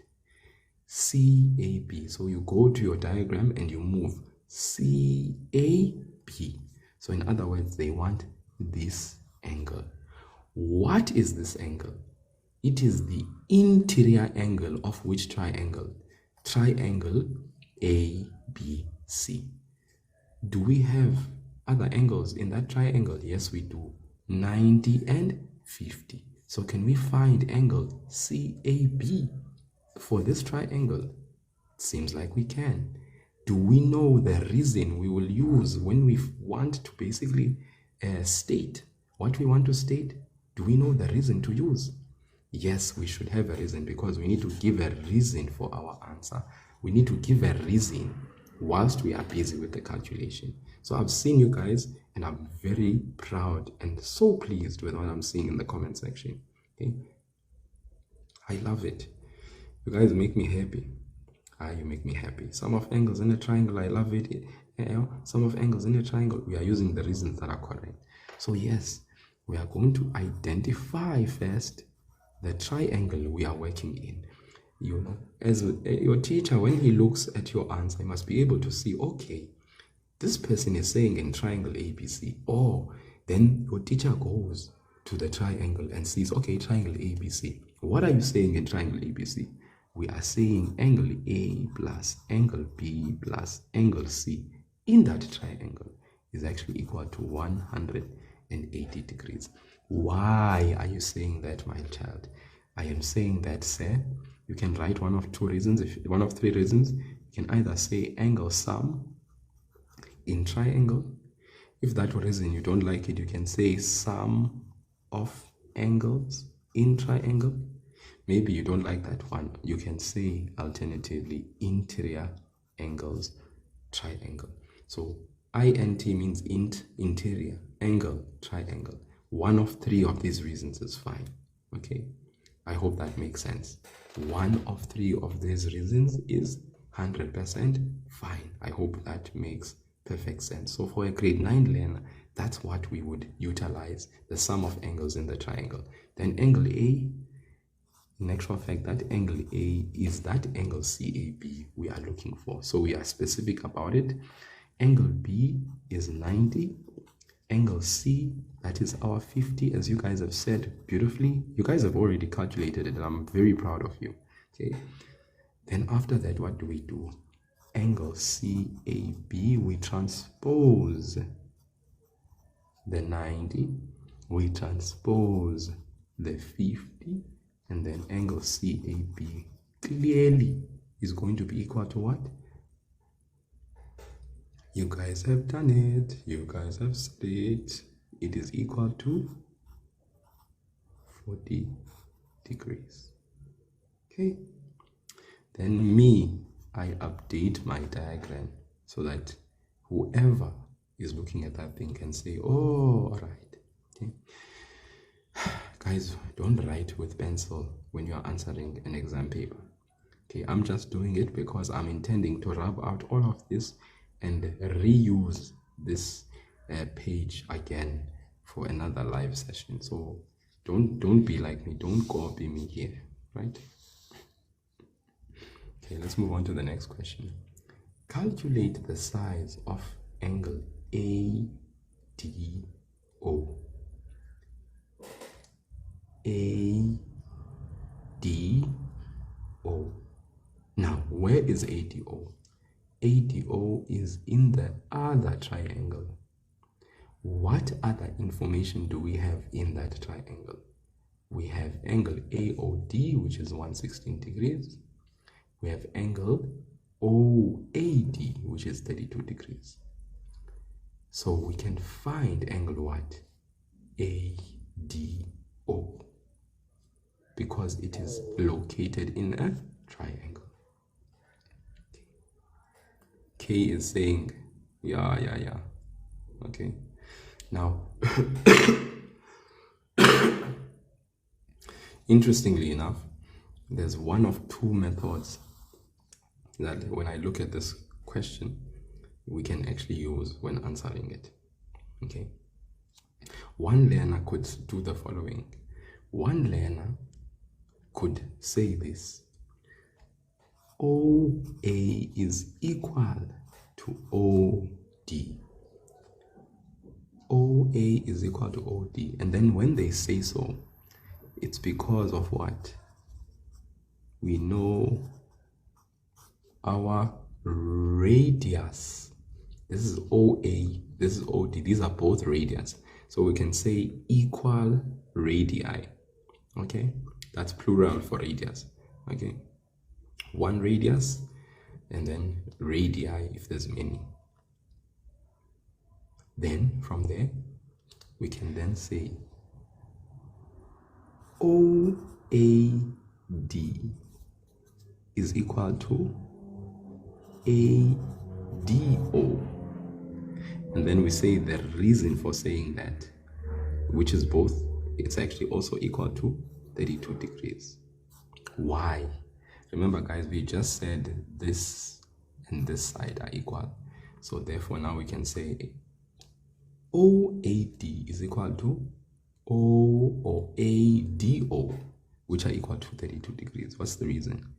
Angles opposite equal sides. Okay. Angles here are both opposite sides that are equal. Okay. We don't use base angles of an isosceles triangle. No. We say that these two angles are equal. Why? Because this angle is opposite this side, which this angle is also opposite this side, and these two sides are actually equal. So we say angles are opposite. This is opposite, short for opposite, equal, and then sides. And that's done. Finished. Okay. That is done, finished. Oh, so that's one way of doing this question. The second way of doing this question, okay? The second way of doing this question, guys, the reason of saying base angles of an isosceles triangle or isosceles triangle, that reason is not acceptable, guys.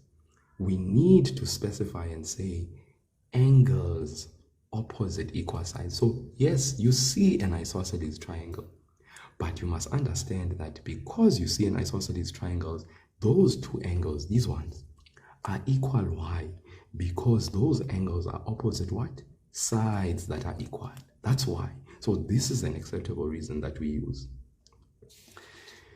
Method 2, if we don't want to use that one, we look at the triangle, we see the one that's missing, we have two angles, we want one other angle. So what do we want? Angle what? Angle ADO. So yes, we say angle ADO plus angle AOD plus angle OAD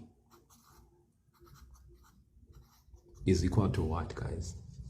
is equal to 180. Why, Mar? Why is it equal to 180, Mar? As I said, one of three reasons. You can either say angle sum in triangle, or you can say sum of angles in triangle, or you can say interior angle triangle. So I'm just going to say int angle triangle. That's also fine. It means sum of angles in triangle. One of those three reasons are acceptable. Then ADO, ADO. Now I can find ADO. Angle ADO plus, what's AOD? AOD is 116, so I take 116 degrees. I then add 32 degrees. And then say equal to 180. Then from there, we can solve for ADO. We should get the same answer that we had gotten from the previous one. Remember, these are two terms. You separate, you transpose, minus 32 degrees, minus 116 degrees, and then you can solve angle ADO is equal to what? That 32 degrees is back. It's back with vengeance. So these are one of two ways to answer the same question. Okay, our reason is intact. We can get our marks. I almost feel like they gave us 2 marks for this question. Very small amount of marks, but it's the examiners that decide to allocate marks. So if they're saying 2 marks, I guess we're gonna have to stick just to 2 marks. We stick to what they give us. What else can we say? You like the second one? I love it too, hey? I love it too. As you guys go to other grades, you know, you'll be exposed to other things. And you see, the thing is, as a maths learner, as you do mathematics, you actually find ways and methods that are shorter and quicker, but you need to play the game. Okay? You need to play the game. You need to practice the maths. Play the game. And practice to me is playing the game. Play it. Remember when you used to play, you know how you guys play games all the time on a phone. There's a particular game, some of you you are currently playing that game now. You know, the first time you played that game, you couldn't even go beyond level 1 because the game was still new. But what happened the more you played the game? You became familiar. You knew the controls. You knew how to escape certain things. And then with time, what happens? You get better and better. And then what happens? As you get better and better, the levels, you go through the levels very easily. It's the same thing with maths. You are able to move from level 1 to level 2 to level 3 to level 4 to level 5, 6, 7. The more you play the game, and the easier it becomes, the more fun it becomes. And then you find that things that were initially difficult, okay, are no longer as difficult as you used to think that they are. Now we are here, guys. Congruency. Congruency. Yeah, that's why my platform is called MATHSISAGAME. And the command is, let's play. Play the maths. Let's play, conquer, rule, and just divide. Do all sorts of things, right? Okay, in the diagram below, prove that triangle KLM is congruent. So this symbol here means congruent. What does the word congruent mean? It means same size, same shape. So that means angles and sides are equal for that particular, those two things that you are comparing. Angles and sides, it means they are equal, my leader. When things are congruent, they are identical. Exactly. According to angle and side, they are identical. Okay. So now we need to prove that triangle, let's identify KLM is congruent to triangle what? KNM. Now, for triangles, there are how many cases of congruency? There are 4. Case number 1 is side, side, side. Case number 2 is side, angle, side. Case number 3 has various variations.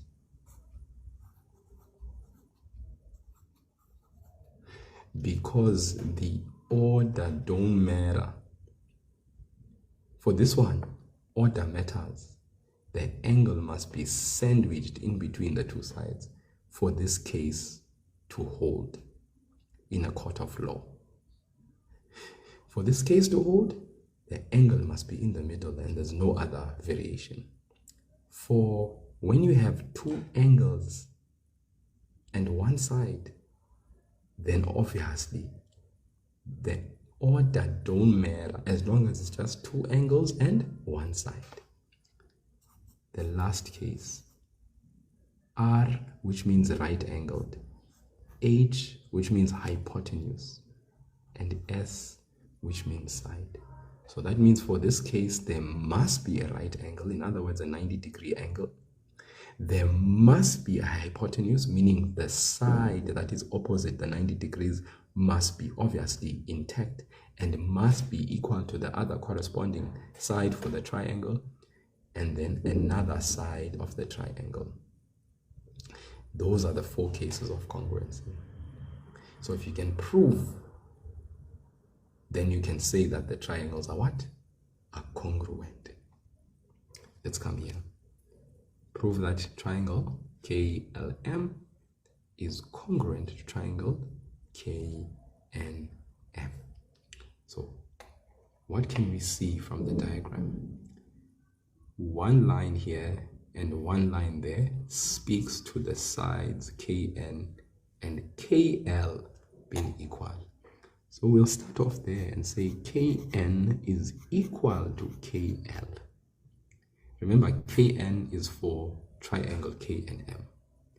KL is for triangle KL. So it's good that for these respective triangles, the sides are actually equal. KN is equal to KL. We need a reason, and we say our reason, this is given to us as being equal. Okay? 2. Yes, Sims. NM is equal to LM. Very good. NM is equal to LM. Okay, does that make sense? All right. What is the reason? It is given. Okay. No hat on the letters. Okay, because this is a side. It is not a angle. We put the hat on the angle when we are identifying an angle. ADO. That is to identify the angle that we are referring to. This is a side. There's no hats. Okay, no hats. I don't know how the weather is there. All right. Okay. But yeah, no hats. Last statement. KM is a what for both triangles? KM is a common side. So we can say KM for this triangle, KM for this triangle is equal to KM for which triangle? This one. Why? Common side. So what I've just done here by the first statement is I've identified two respective sides for these triangles that are equal. That is my first pair of sides. Then by NM and LM, I've identified my second pair, okay, of sides that are equal. Then by my KM, I've identified my third pair of sides that are equal.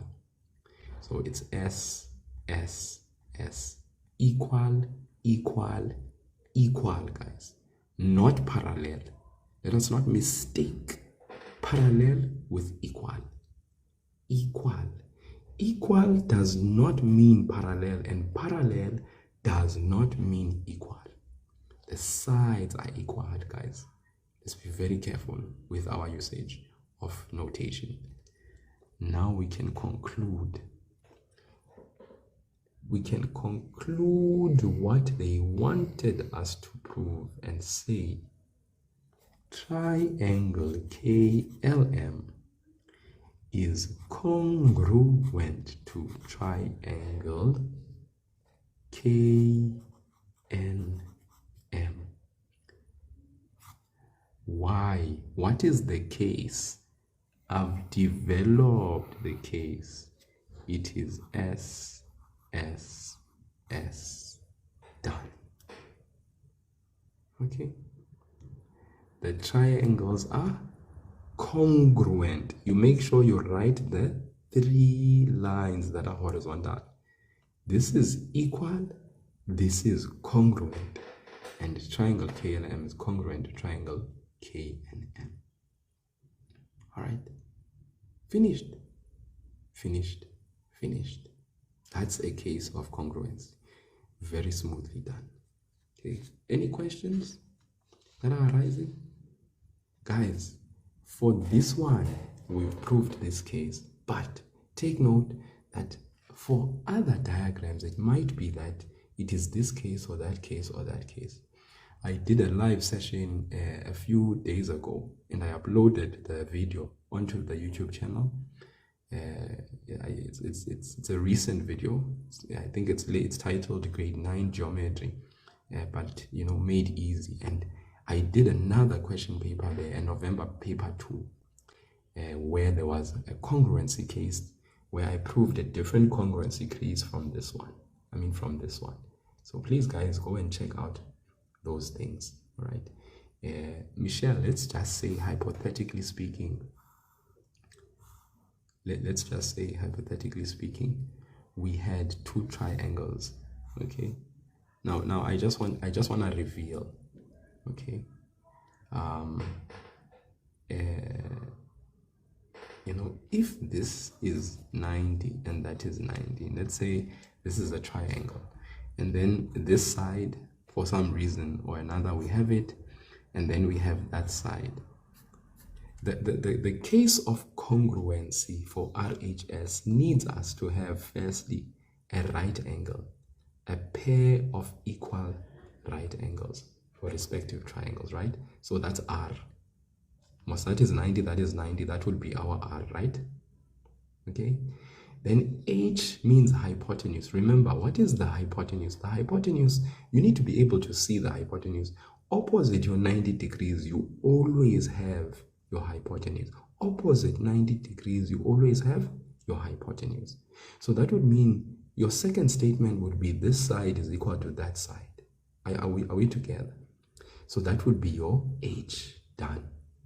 And then lastly, your side. This side is equal to this side. Another side that is not the hypotenuse. This here would then be a case of saying these 2 triangles are congruent. What is the reason? R because of the 90, H because of the hypotenuse, S because of the sides, the other side. That's RHS. Okay.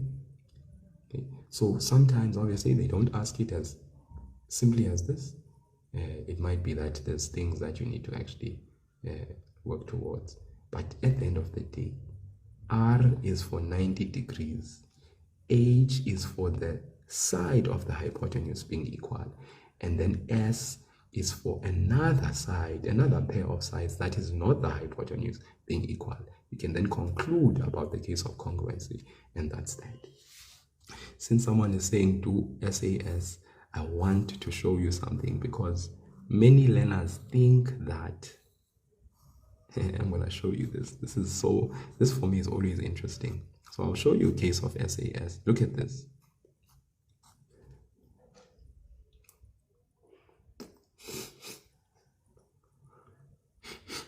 How do you write it down once you have looked at your shape? Try again later. Okay, let's just say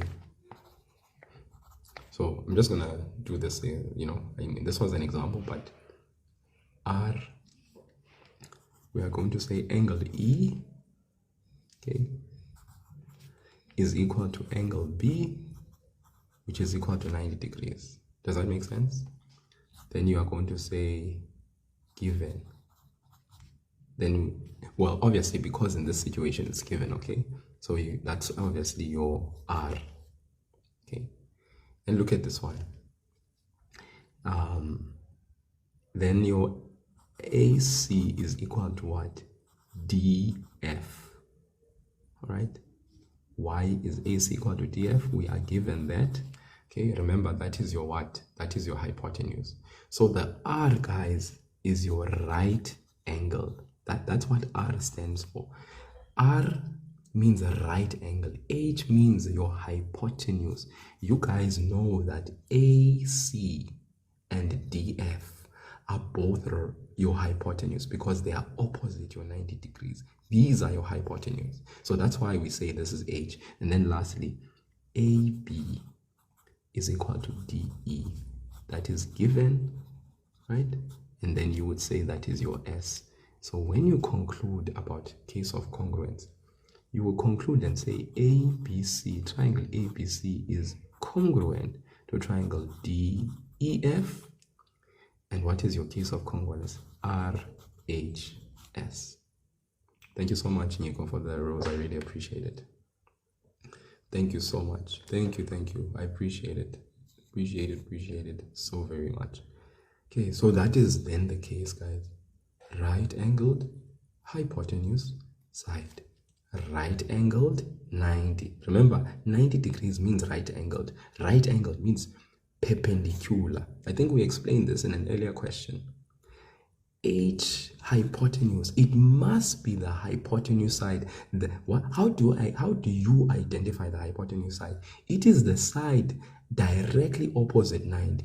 So you see this corner of 90, the arrow, this is the hypotenuse. It is the longest side. Even this side is the hypotenuse.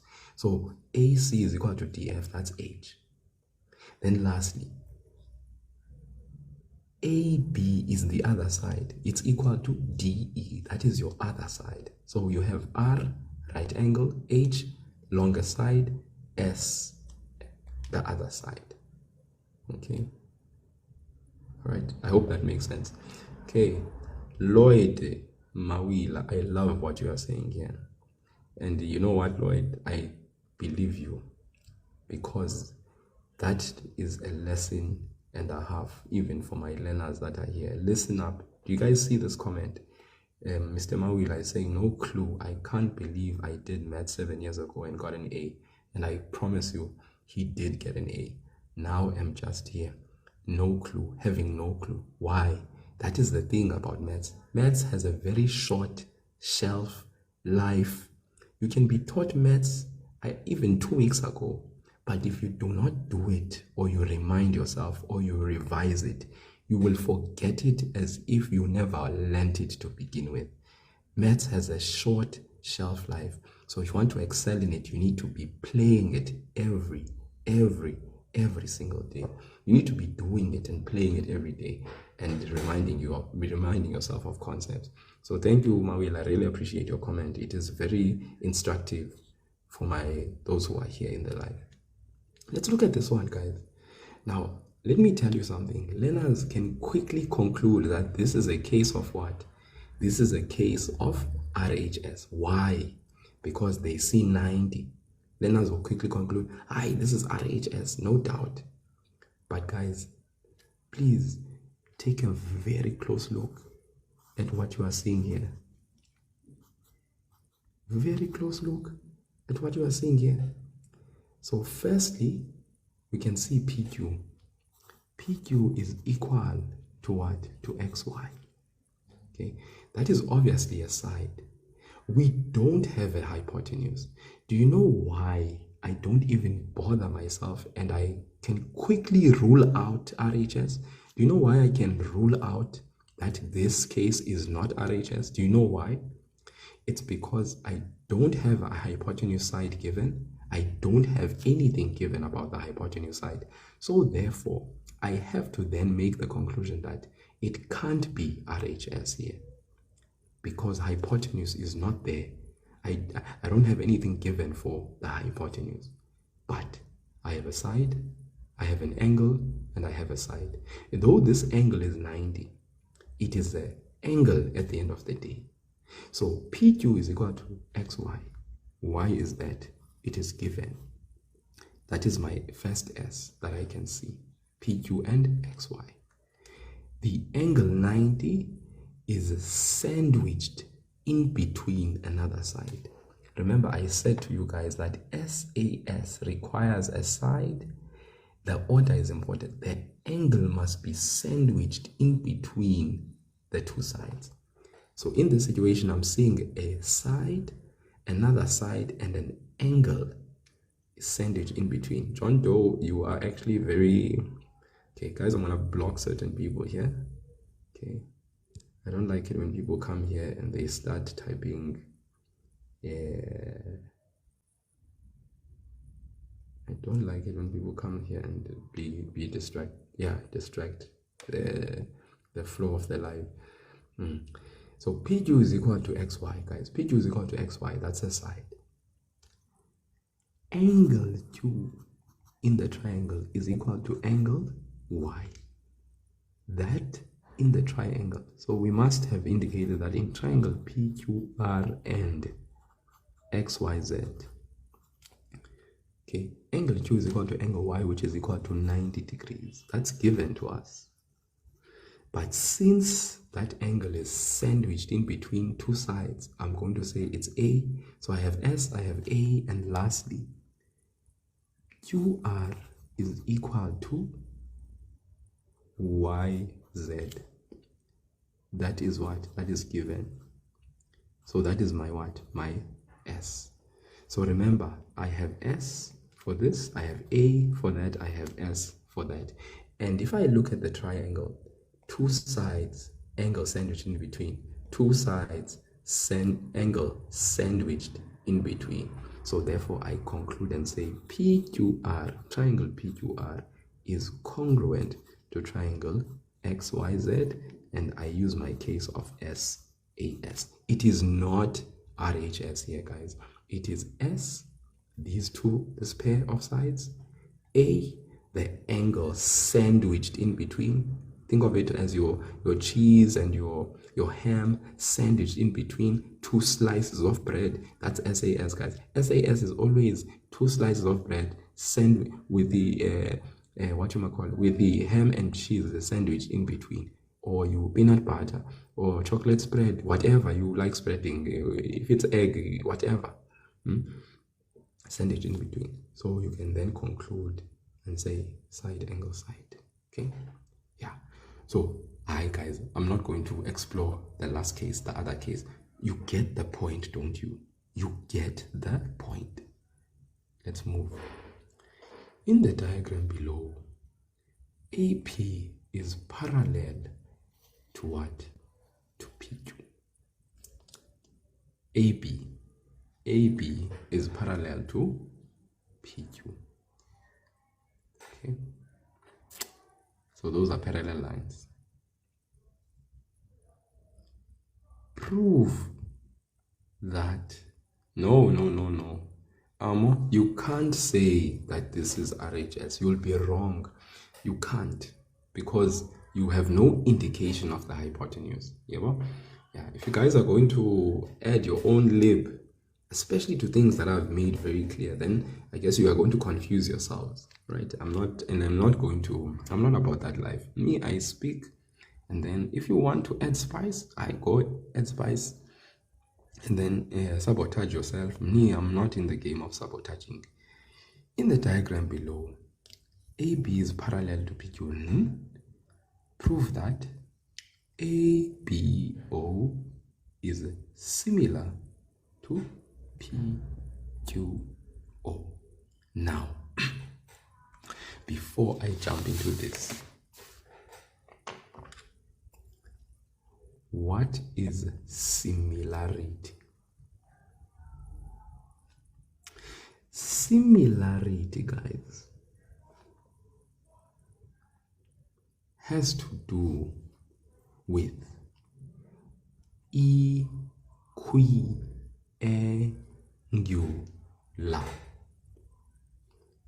Now, equi means equal. Angular, equal angles. Or proportional sides. Proportional sides. So when we say things are similar, what do we mean? We mean that the angles are equal. The respective angles for two triangles are equal. Right? But their sides are what? Are proportional. In other words, they are in the same ratio. So if I come to you and I say triangle ABC is similar to triangle DEF, what that practically means for equiangular, it means look at the first letter, look at the first letter. Okay.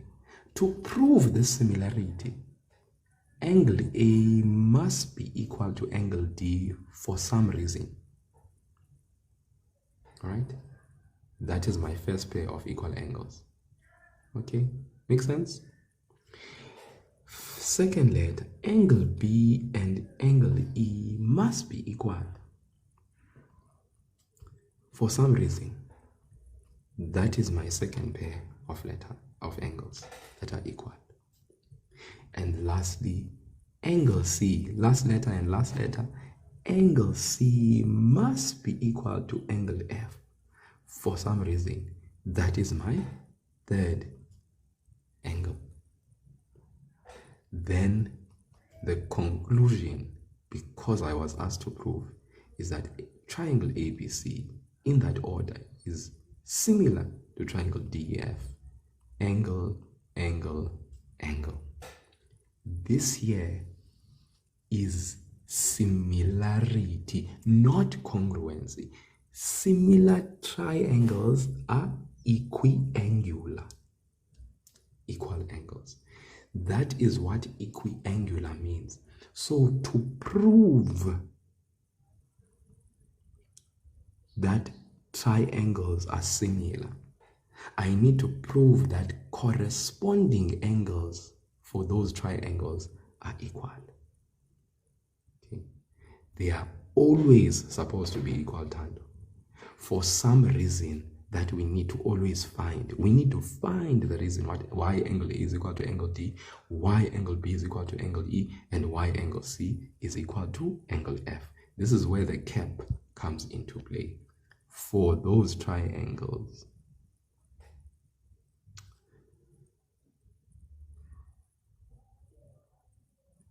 Okay. Then let's look at proportional sides. We also say that triangles are similar if the sides are in the same proportion. We don't say when the sides are equal. We say when the sides are in the same proportion. For similar triangles don't have equal sides. Similar triangles have sides that are in the same proportion or ratio. Now, what does that mean for the triangle that you see here? It means this. AB over DE. AB over DE. What is this? What is this, guys? This is a ratio.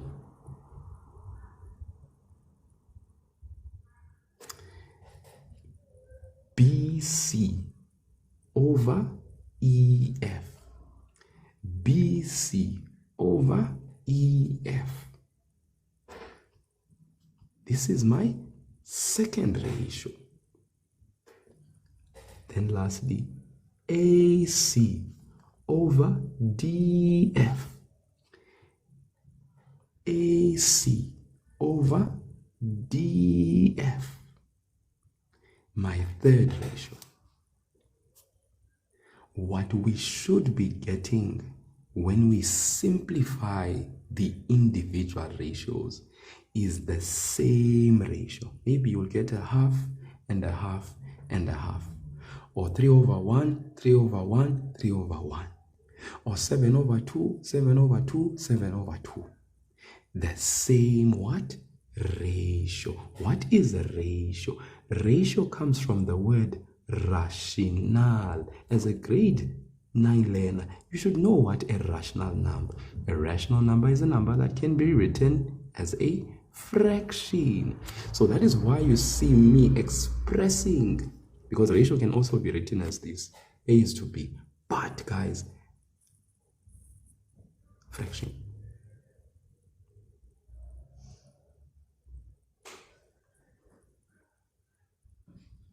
Okay, so then you can say, once you are able to prove you have the same ratio,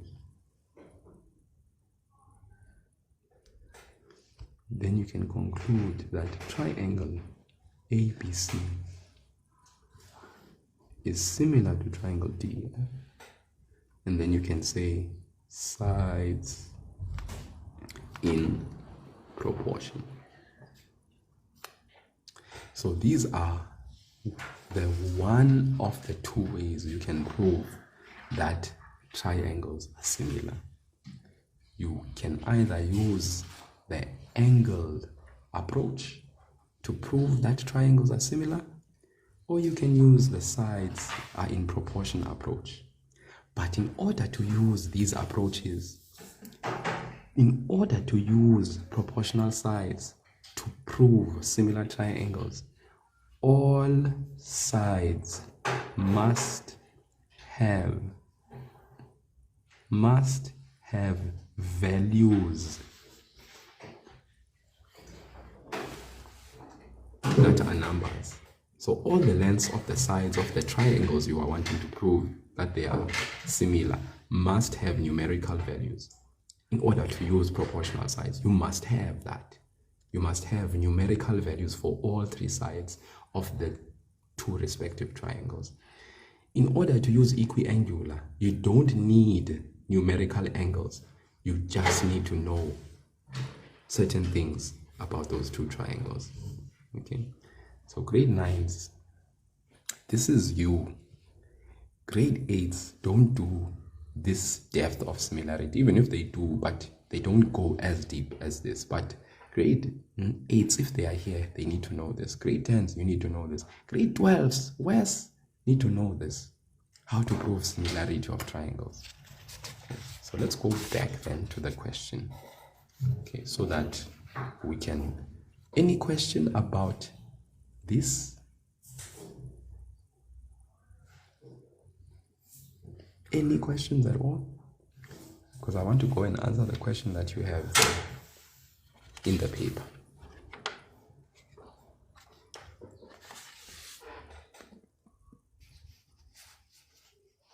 Yes, didn't understand.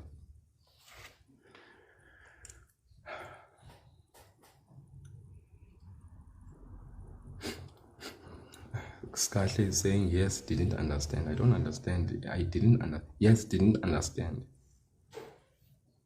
Yes, didn't understand. Yes, didn't understand. Yes. No questions, yes. No questions, yes, but then didn't understand. What's happening there? I'm finding it very hard to understand what you are saying. Oh.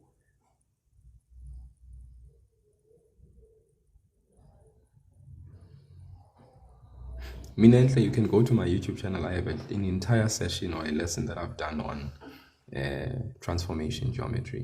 You can find the video on my channel. You know, once I did a live session on proportionality and on transformation geometry, the different types of transformation, translation, reflection, and the rotation. Yeah, and we looked at some questions along that. You can always go to my YouTube channel. Yeah. I actually, okay, I think let's do the question. So here's the question then here. In the diagram below, AB is parallel to PQ. Prove that triangle ABO is similar to triangle PQO. Now, look at triangle ABO. Okay. We have 4, we have 5, we have 6. Some say I've done angles on a straight line. So when I upload the video on the YouTube channel, you can always check it. You've come late, you see. Now I'm doing similarity, congruence and similarity. So 4 centimeters, 6, 5. This triangle has all 3 sides. So, I'm somewhat thinking, I think I'm going to use proportionality to prove similarity. But let's look at the other triangle if it has all the numerical values for all 3 sides. This is 12. This is X. This is, I don't know, nothing. So unfortunately, we are not going to be able to go ahead and prove similarity of these triangles using proportional sides. We can't, because we are going to fall short in listing our ratios. That's the problem. So it seems like we are going to have to look at equiangular. Now, let us go and check the diagram again and see how it will lead us in that. Prove that ABO is similar to triangle PQO. So in our heads, we are already putting it in our minds that it's going to be equiangular that we are going to use, not proportional sides. So what did I say to you guys? So we are going to first identify the triangle. In triangle ABO and triangle PQO, if you guys want to just write an angle without actually having to say angle ABO, then do yourself a favor and write in triangle ABO and triangle PQO. Then you will simply be able to go directly and harvest the letter. So if you want to say angle A, you can just easily say angle A without having to say angle BAO. But you must write this in order to do that. If you don't write this, then you are going to have to say angle BAO, angle BOA, because the thing is, we need to identify this angle O from this angle O. So that's if you don't actually write down the triangles there for yourself. Okay, so let's check this out then. So that means we are going to use equiangular, not proportional, because we saw, even though we have all 3 sides, all numerical values of the sides, here for this triangle, we are missing that and we are missing that. So proportional sides is not going to help. So let's use equiangular. For equiangular, what did we say? The first letter is going to be equal to the first letter. We just need a reason. So I'm going to go direct and say angle who? Angle A. Which angle A? That angle A. So in other words, what am I saying? I am saying, in other words, angle A is equal to angle P. This angle A is equal to that angle P. Why? I just need a reason. Let's go and check this A. There's this A. There is this P. What relationship do we have there? Remember, we were told that there are lines that are parallel there. So that means we are going to say, why? I love what I see there. Your fave says alt angles. Manzi says alt angles. Okay. And those that have been here on the live long enough know that when we use that reason, there's something else we need to state. Very good, your fave. Don't forget to state the parallel lines. Otherwise, you will lose your marks there. So that means AB is parallel to QP. Don't forget that. So we say angle A is equal to angle P. Why? Alt angles. Then we state the lines that are parallel. AB is parallel to QP. That is our first statement.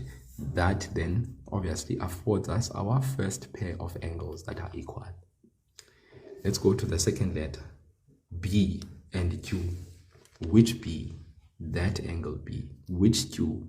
That angle Q. They are supposedly equal. Let's write the statement. Angle B is equal to angle Q. We need the reason. What's the reason? Why is angle B equal to this angle Q? Michelle says in the comment section, AB is parallel to QP. AB is parallel to QP. Do we find that a feasible reason? Yes. Alt angles. AB is parallel to QP. Thank you so much, guys. That is my third A. Next, what is following in the letter O? Which angle O? That angle O is equal to which angle O? That angle O. These are different O's, guys. They are not the same O's. So we know that is angle AOB, which is equal to what? Angle QOP. Okay. Angle AOP is equal to angle QOP. What is the reason? Okay, you guys are 100% correct in the comment section. We've got them entangled, vert op, angle vertically, opposite angles. So we have vert op angles equal.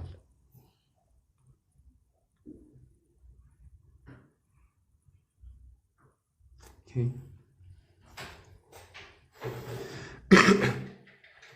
So that is our third angle that we've identified. So now we simply go to the statement and conclude. This is what we needed to prove. When you are proving something, you can't write this thing at the beginning. Okay, this thing is something that is supposed to be a conclusion at the end after proving, so because equiangular has been proved convincingly, the case being angle, angle, angle, now we can conclude and say triangle ABO is similar to triangle PQO. Why? Angle, angle, angle. Sometimes people write this angle, angle, angle. That's also fine, guys. If you write AAA, triple A, or you write angle, angle, angle, remember this angle, angle, angle is the first letter of angle, or you can write the symbol for angles, and that is that. Okay. So Alili is saying, when you talk about proportional sides, I didn't understand you. So you understood me for equiangular, just didn't understand me for proportional sides. Okay, I hear you, right? So guys, I'll be with you now. So now we know that these triangles are what? They are really similar. They are what, guys? They are similar. No, Rose, you can't write O1 is equal to O2. Why can't you do that? Because if the diagram doesn't have 1 and 2, you don't insert 1 and 2. Okay? You only do that if the diagram already has. Okay? Because O1 and O2 are not in the diagram. So that's why you have to use the conventional sides of the triangle to basically denote with the middle letter of the angle that you're referring to. So you either say this is AOB, you put the cap on top of O to indicate the angle you are referring to, the middle letter. Or you can say BOA, okay? QOP here, you can either say QOP, or you can say POQ. You put the cap on top of the letter. Okay? Please, guys. Otherwise, you will lose marks unnecessarily. You put 1 and 2. No. The 1 and the 2 must be there in the diagram. Don't put 1 and 2. Do not put 1 and 2 when 1 and 2 was not there. And don't assume that 1 and 2 can just be written. No, you can't say O1 and O2. It is not in the diagram. Okay? Yeah. So please, let's get used to the convention as well of writing an angle. using the letters. The middle letter will denote, okay? Okay, I hope that's the case. So to those people that are saying rewind, you must go to the YouTube channel, guys. I'm sure around about 12 o'clock, I will have uploaded this video. You can rewatch it from the beginning where I started. The next question says, calculate the value of x. What is it saying? Calculate the value of x. Okay. Calculate the value of x. I also need something to motivate you to go and watch my YouTube video. So I think I'm not going to repeat. I'm going to allow you to go and check it out. I'll upload the video, so that you can check it out. Okay, my fellow grade 9s, hopefully that is enough. They want me to calculate the value of this x. Yes, Michelle, very good. We can now use proportional sides. Remember, we have concluded that triangle ABO is truly similar to triangle PQO. So since triangle ABO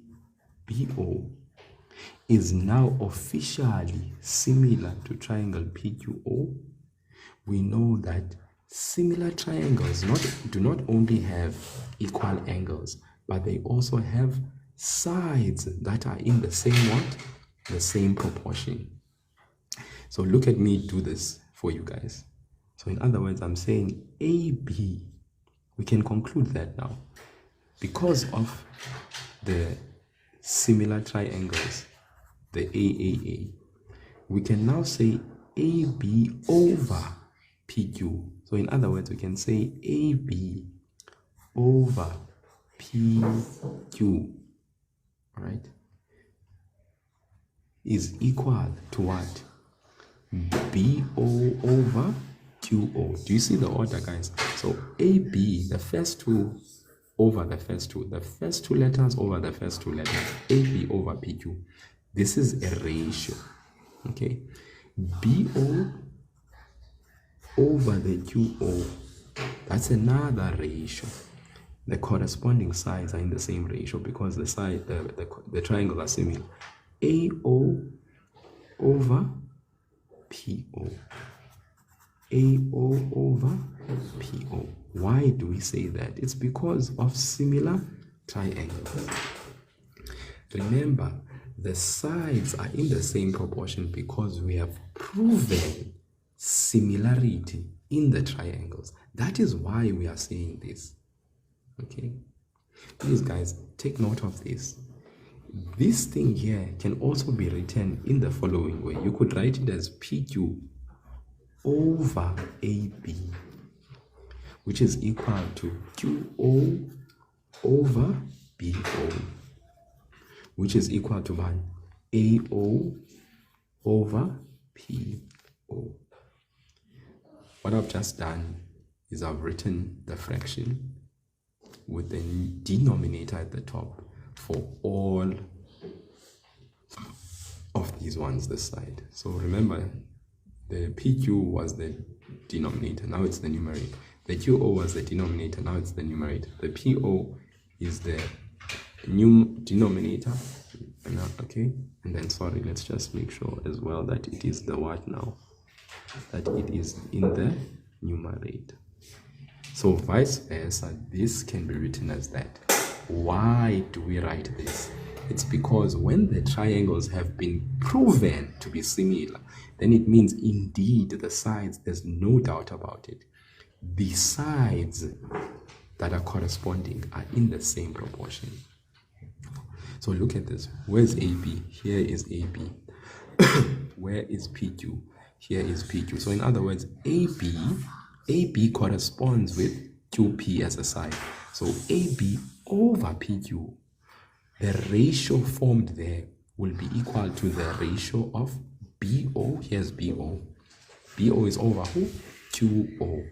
So it's BO over QO, that ratio. And then where's AO? AO Where is PO? Here is PO, that ratio as well. So these three ratios are equal. That's what we mean by the sides being in the same proportion. So the same ratio. So the ratio you get there is equal to the ratio that's there is equal to the ratio that's there. Okay? I hope it makes sense. Hope it makes sense. So I'll be ending this lesson after this question, guys, because that's pretty much as far as I'm going to go for today. Okay, so it should be in the next 10 minutes. Okay, should be in the next 10 minutes. And I can't really say when I start and when I end, in the weekends especially, because the time is open.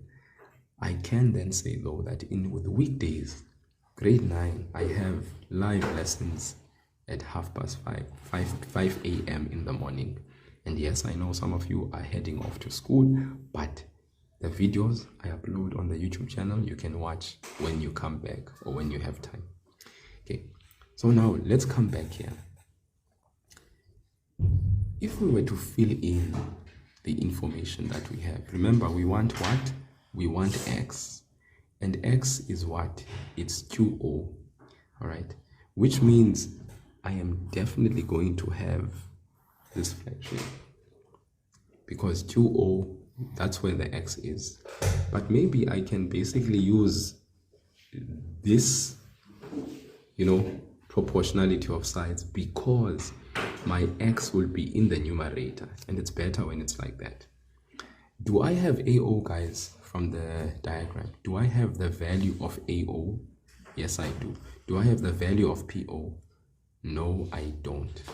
Okay, so AO and PO I'm going to actually take out. Okay, because after this you must choose two fractions which you must equate and solve for the unknown. So we are going to choose two fractions. Okay, so it's clear that this one is out. Why is that the case? AO is 6. PO, I do actually. AO and PO is there. So AO and PO I'm definitely going to use. This is not out. Definitely taking this guy in. AB. Do I have AB? Yes, I do. Do I have PQ? No, I don't. So that means this one is out.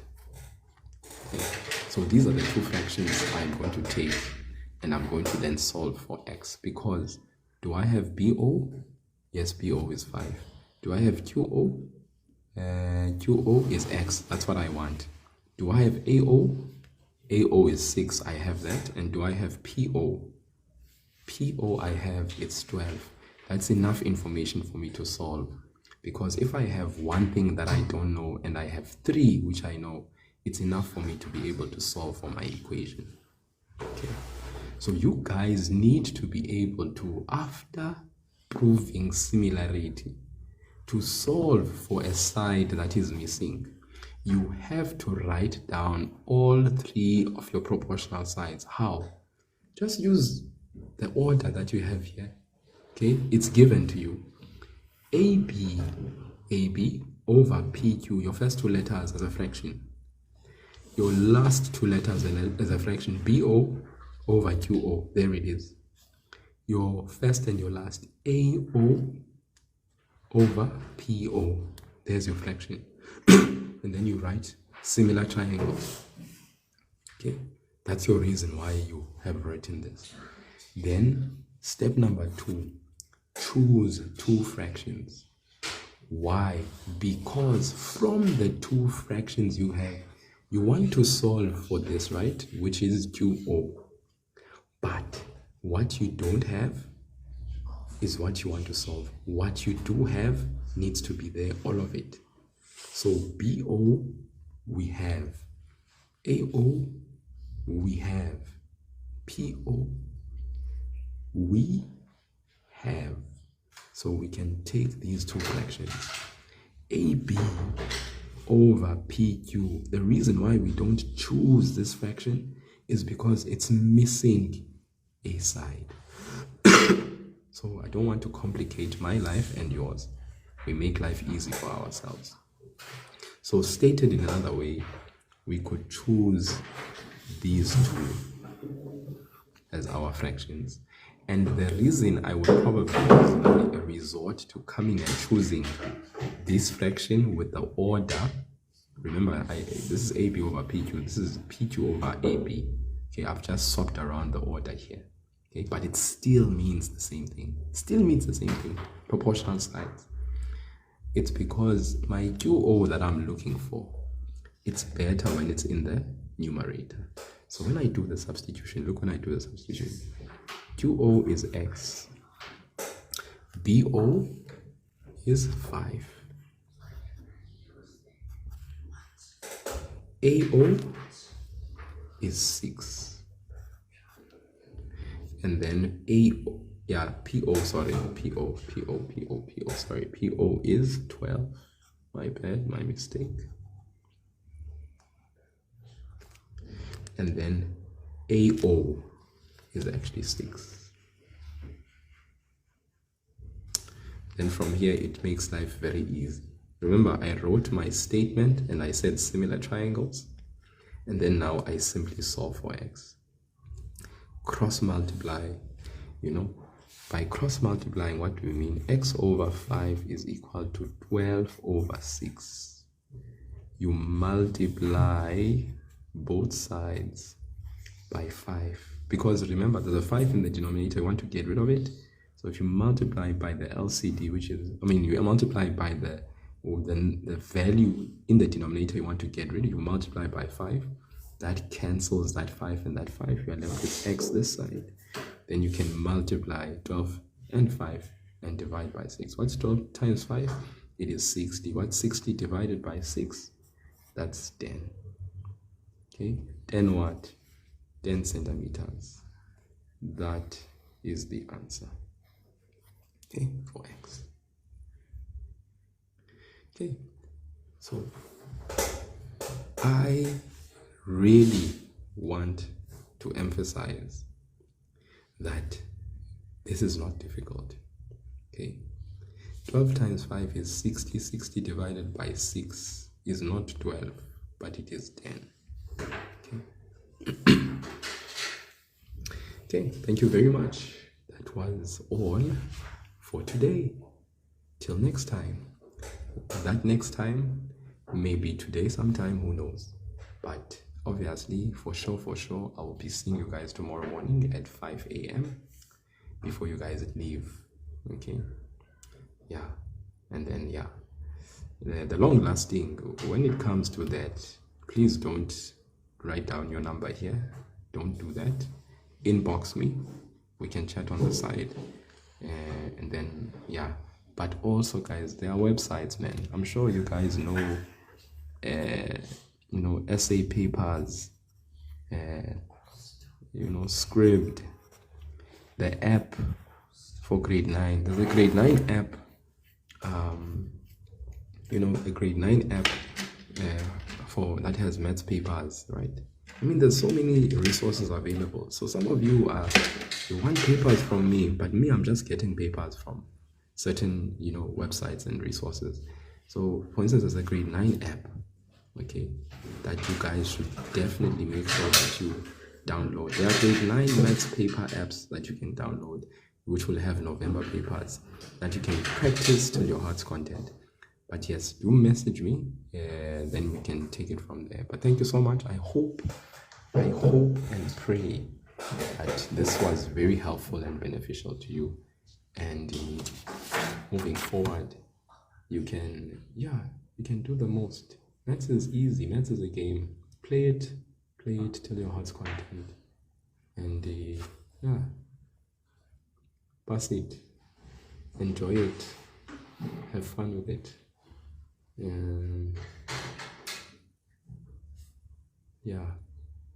JSDT solution, guys, the app. Grade 9 mathematics, JSTD solution. There it is. Download this app. It's got past papers to practice. Grade 9 mathematics, JSDT solutions. Okay, check it out. Yeah, it's got past papers for days. I think this JSTD solutions does also have grade 8 mathematics as well. Okay. Yeah. What do you mean soon? When are you writing? When is that soon? Okay. Yeah. Yeah, I think when you download the app, it's got the papers. I think it's even got solutions. So when you work through the papers, it's got the solutions as well. And yeah, you can check yourself out. Okay. Yeah. So download the app and use it for free. Okay. But thank you again. Thank you again. It was great. Tomorrow morning, I'll see you guys at 5. Okay. And thank you again. It was great. Yeah. See you.